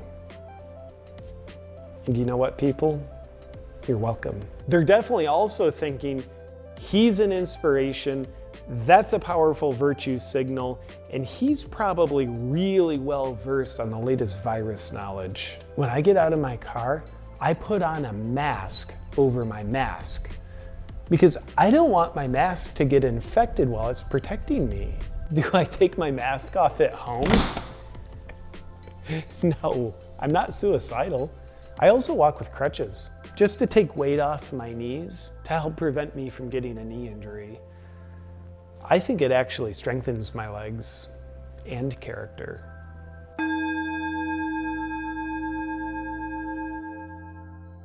You can be one of the first to get your hand chakras on 2 new Awakened shirt designs, the Stay Weird and the Tupac Chopra. If you're like me and think normalcy is one of the worst diseases to infect humanity, then the new Stay Weird design will remind you and the world around you to be your unapologetic weird self. The Tupac Troper is one of my all-time favorite concepts. It's fun, and it always lets people know that your guru is better than their guru. Awaken shirts are never factory farmed and are always gluten-free, hormone-free, GMO-free, grass-fed, vegan-friendly, keto-friendly, paleo-fluid, gender-neutral, bathroom-friendly, and all-inclusive. New research shows Awaken shirts increase your IQ, nobility, and athletic ability by 333%. That last statement hasn't been scientifically validated. In fact, nothing I've ever said has been scientifically validated, including this statement. Does that mean this might be valid? Grab the new Tupac Troper and Stay Weird designs, as well as any of the classic Awaken shirts at awakenwithjp.com/shop.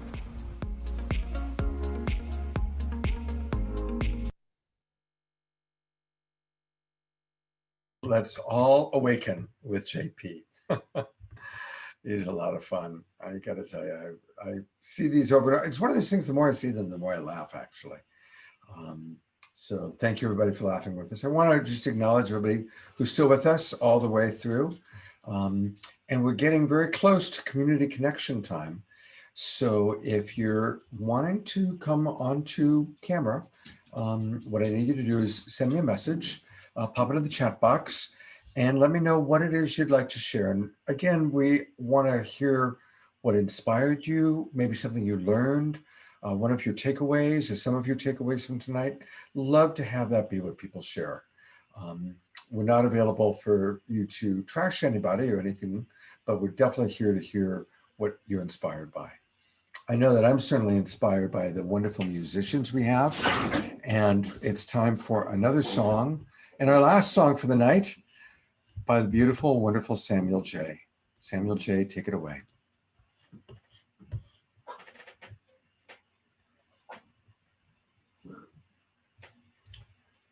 We're not hearing you. Not hearing you.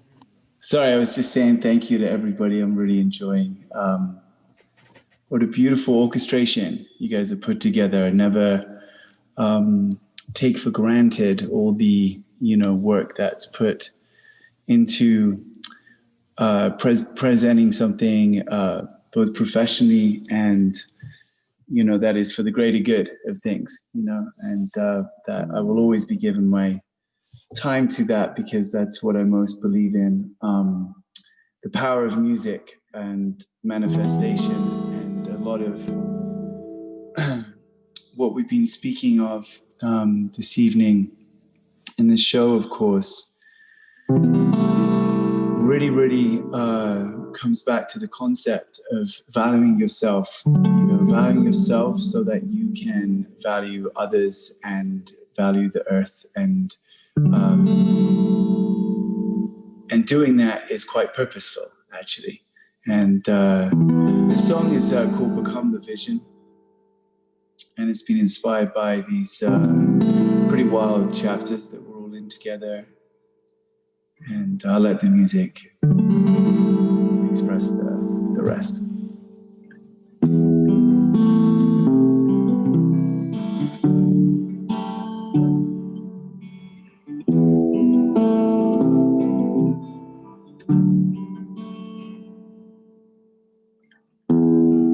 I once found a place where I breathe easy, where my troubles fade. Fearless in my chest, I was close to the ocean, where I felt my soul catch rest. We all have wide open horizons. Will you take your eyes and open them? Will you find? Or will we be held back by the past still trapped behind us?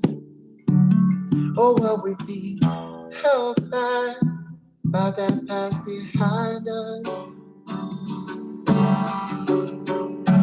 For before your time it is not gone. Dream, yeah, before your love it is not lost.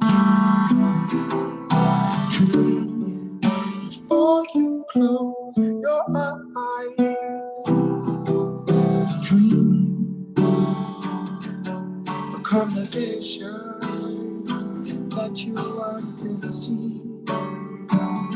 Become the vision that you always believe. Yeah. Whoa.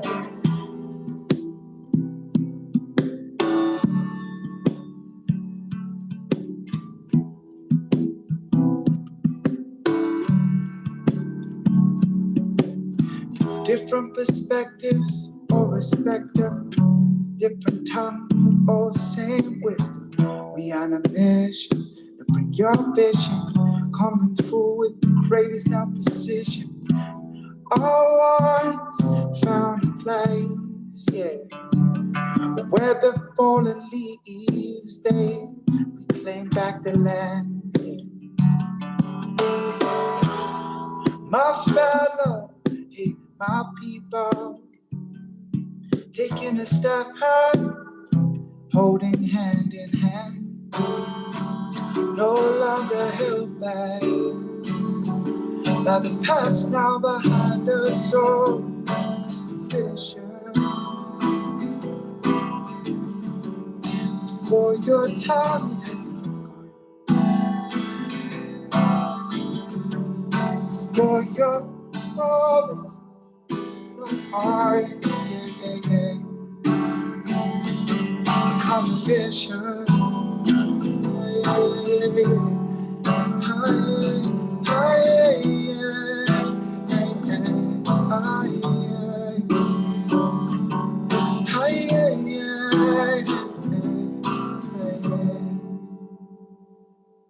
come the vision,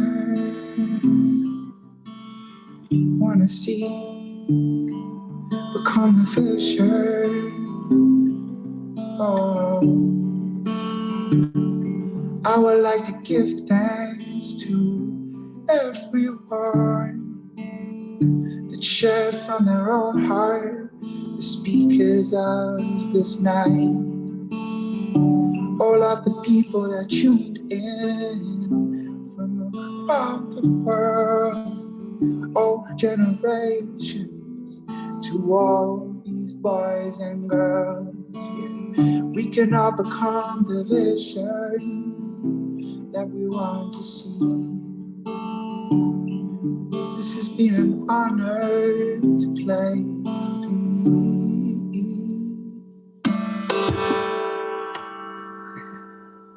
Oh. Thank you, everyone. Oh my God, thank you so much. Big thanks to Scott holding this space and weaving us all together. Well, thank you, Samuel. You know, it's one of the things I'm loving about this opportunity is meeting people like yourself. And one of the things I just want to acknowledge, in addition to his amazing music and how lovely it was to have him kind of at those lines at the end, acknowledging us. He works with underprivileged children wherever he tours. I know he's in New York right now. And he invites local children to perform and be young elders. So thank you for doing that beautiful work, Samuel.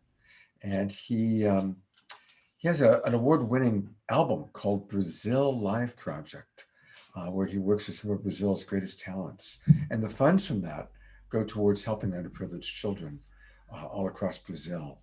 And he's planning to do this in Africa and then in India. So Samuel, thank you so much for combining the music that you create with supporting young people. That's really, really cool. Yeah. Thank you. Thank you. Yeah. Thank you. All right. Well, doing our part. We are winding down.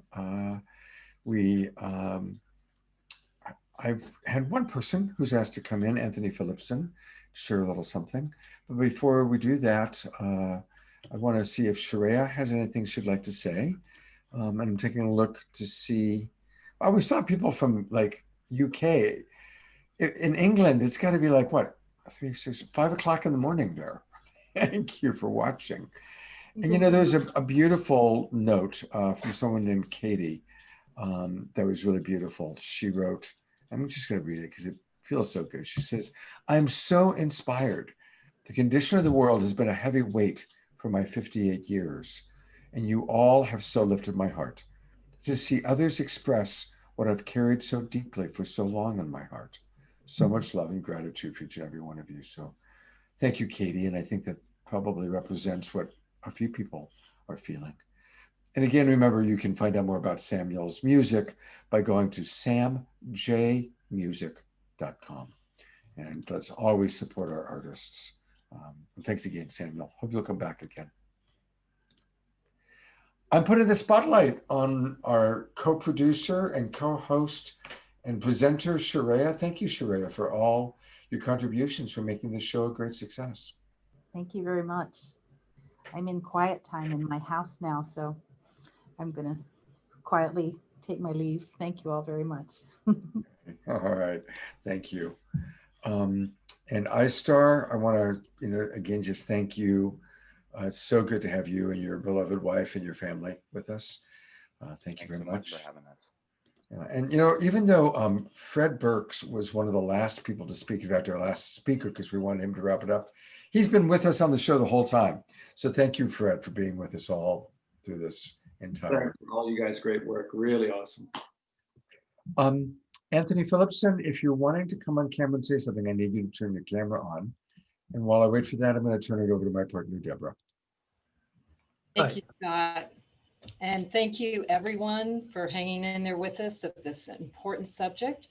And we hope to keep flowering it out to all that's happening now with the pulse of what's happening and giving really valuable, important information on all of this, as well as many other topics we're going to be doing in September and hopefully in our next season. And I want to make sure to invite you to next week, September 5th.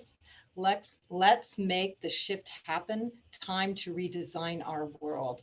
We're going to be co-sponsoring and collaborating with the Shift Network and honoring them as they are preparing for their Shift Summit and Music Festival that's going to happen September 18th to 21st.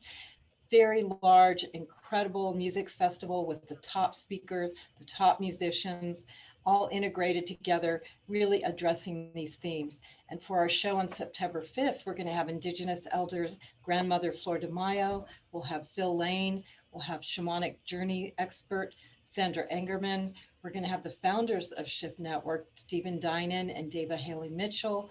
We're also going to have the founders of Sign Network, John Raymer and Summerjoy Raymer. We're also going to have music with Donna DeLore, James Twyman, and Kristen Hoffman, and a magic openness, Paul Draper.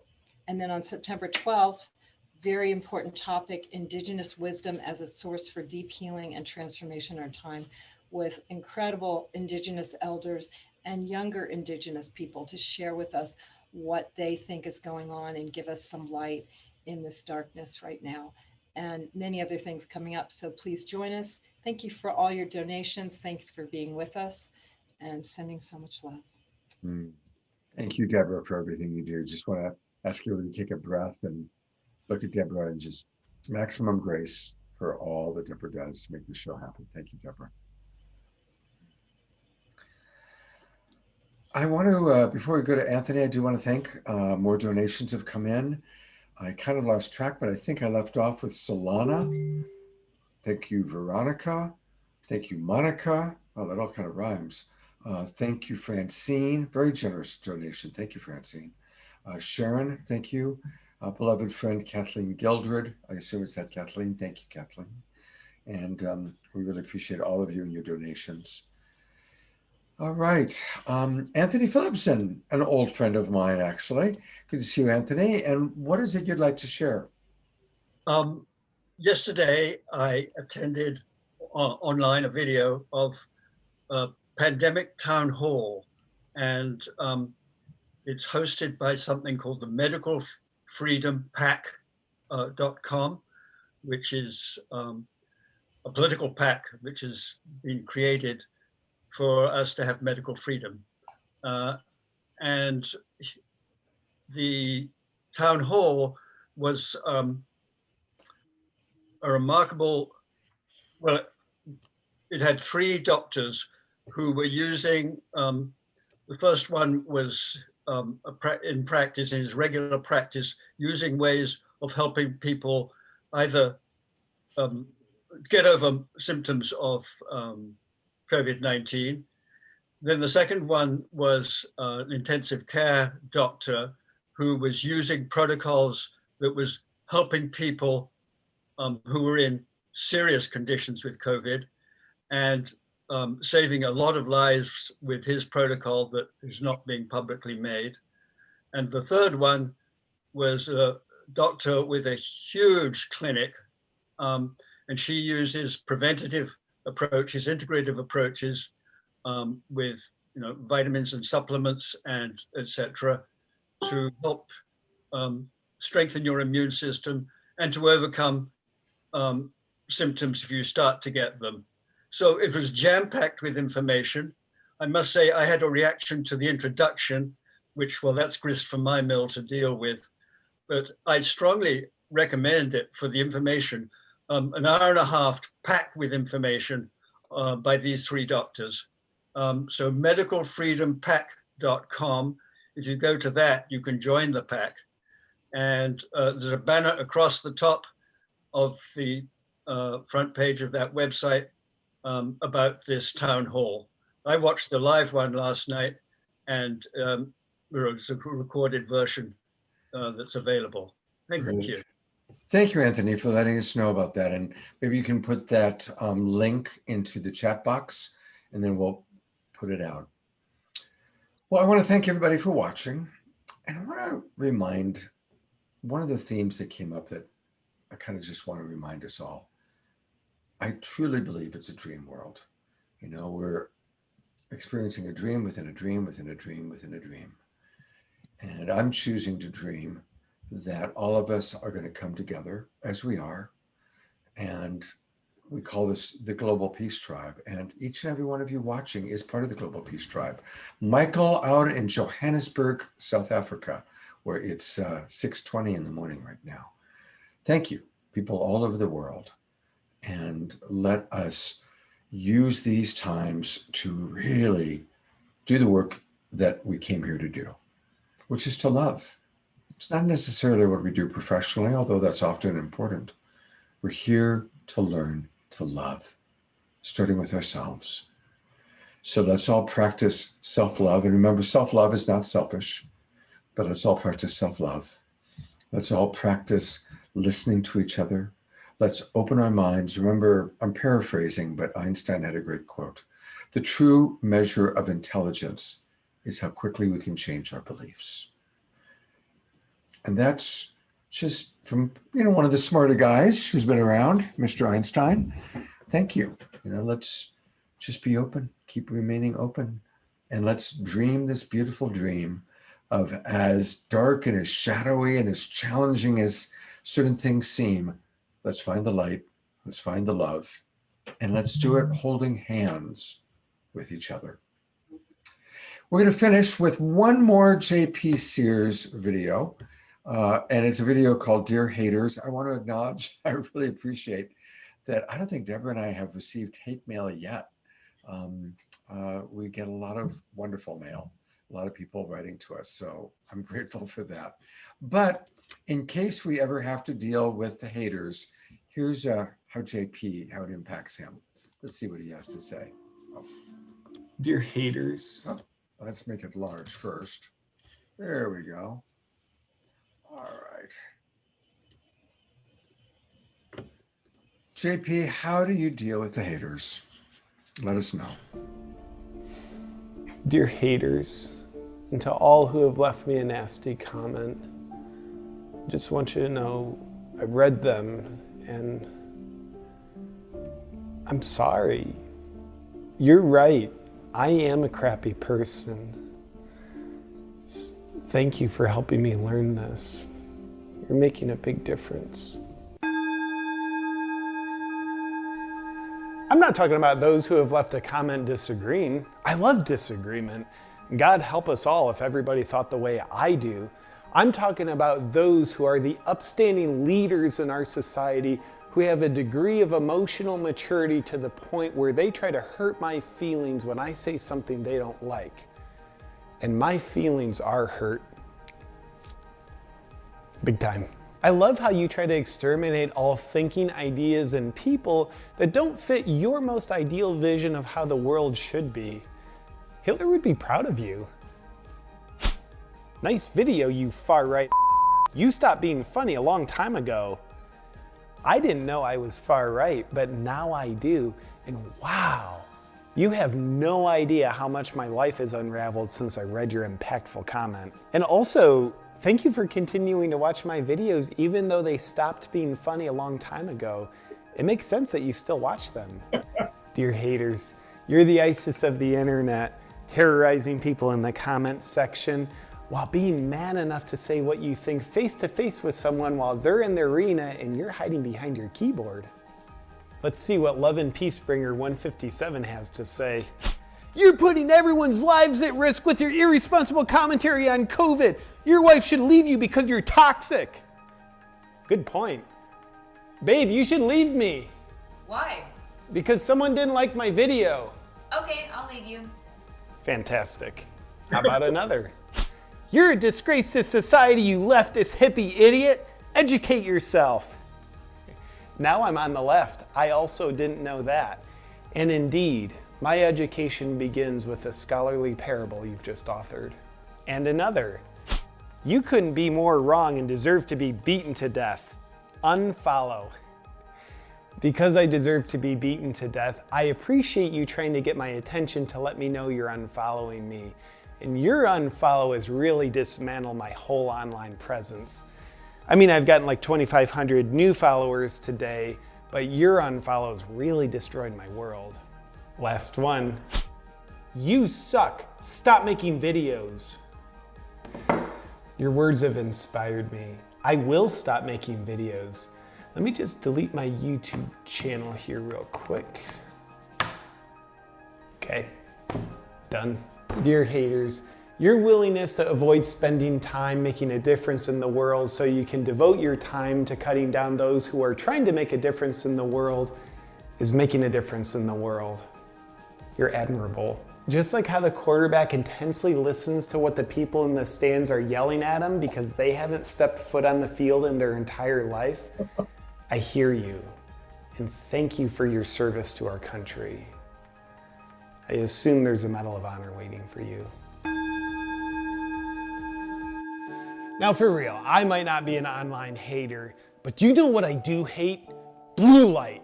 That's why I want to thank Blue Blocks for sponsoring this video. Scientists who are significantly smarter than me inform us that the blue light from our screens and indoor lighting at night reduces the amount of sleep hormones that our bodies produce. That unfortunately means your hormones get screwed up, you get less sleep and have less energy. But Blue Blocks solves this problem for you by blocking the harmful blue light. In the evening, I just put on a pair of the Summer Glows, and then as it gets darker at night, I put on a pair of the Sleep Plus. The Maverick model is my favorite. So if you'd like to join me in easily getting great sleep and having abundant energy, get your pair of Blue Blocks at blueblocks.com/JP. And to get 15% off, just use the discount code JP. And to all who have left me a nasty comment, just want you. There we go. My mouse is acting up. I got to get another mouse. Well, thank you, JP, for helping me to, be prepared in case we need to deal with some haters. But I want to thank all of you that are lovers. Thank you. Have a beautiful week. Tomorrow morning, every morning at 10 a.m., I have my Sacred Sunday show. Tomorrow, we're going to look at how to inspire and find the divinity within us. I'm going to put the spotlight on Deborah again one more time. Deborah, anything else you want to say? I just appreciate everyone here. Every time we do a different topic, it's always over the top, never know what to expect, and it all weaves together so beautifully with all the presenters, especially JP giving us some humor. And thank you, Scott. You haven't been thanked enough for all that you do. We have a pretty radical reality now holding everything, and you're amazing how you pull it all together and manage all the tech, and your amazing comments, and I love you. I love you too. Thank you. All right, everybody, this is it. Have a beautiful evening, a lovely weekend. Thanks for watching. And remember, share this with your friends. It's really wonderful when people enjoy our show and share it on their wall, because that's how new people find us. Take care, everybody. See you soon. Good night.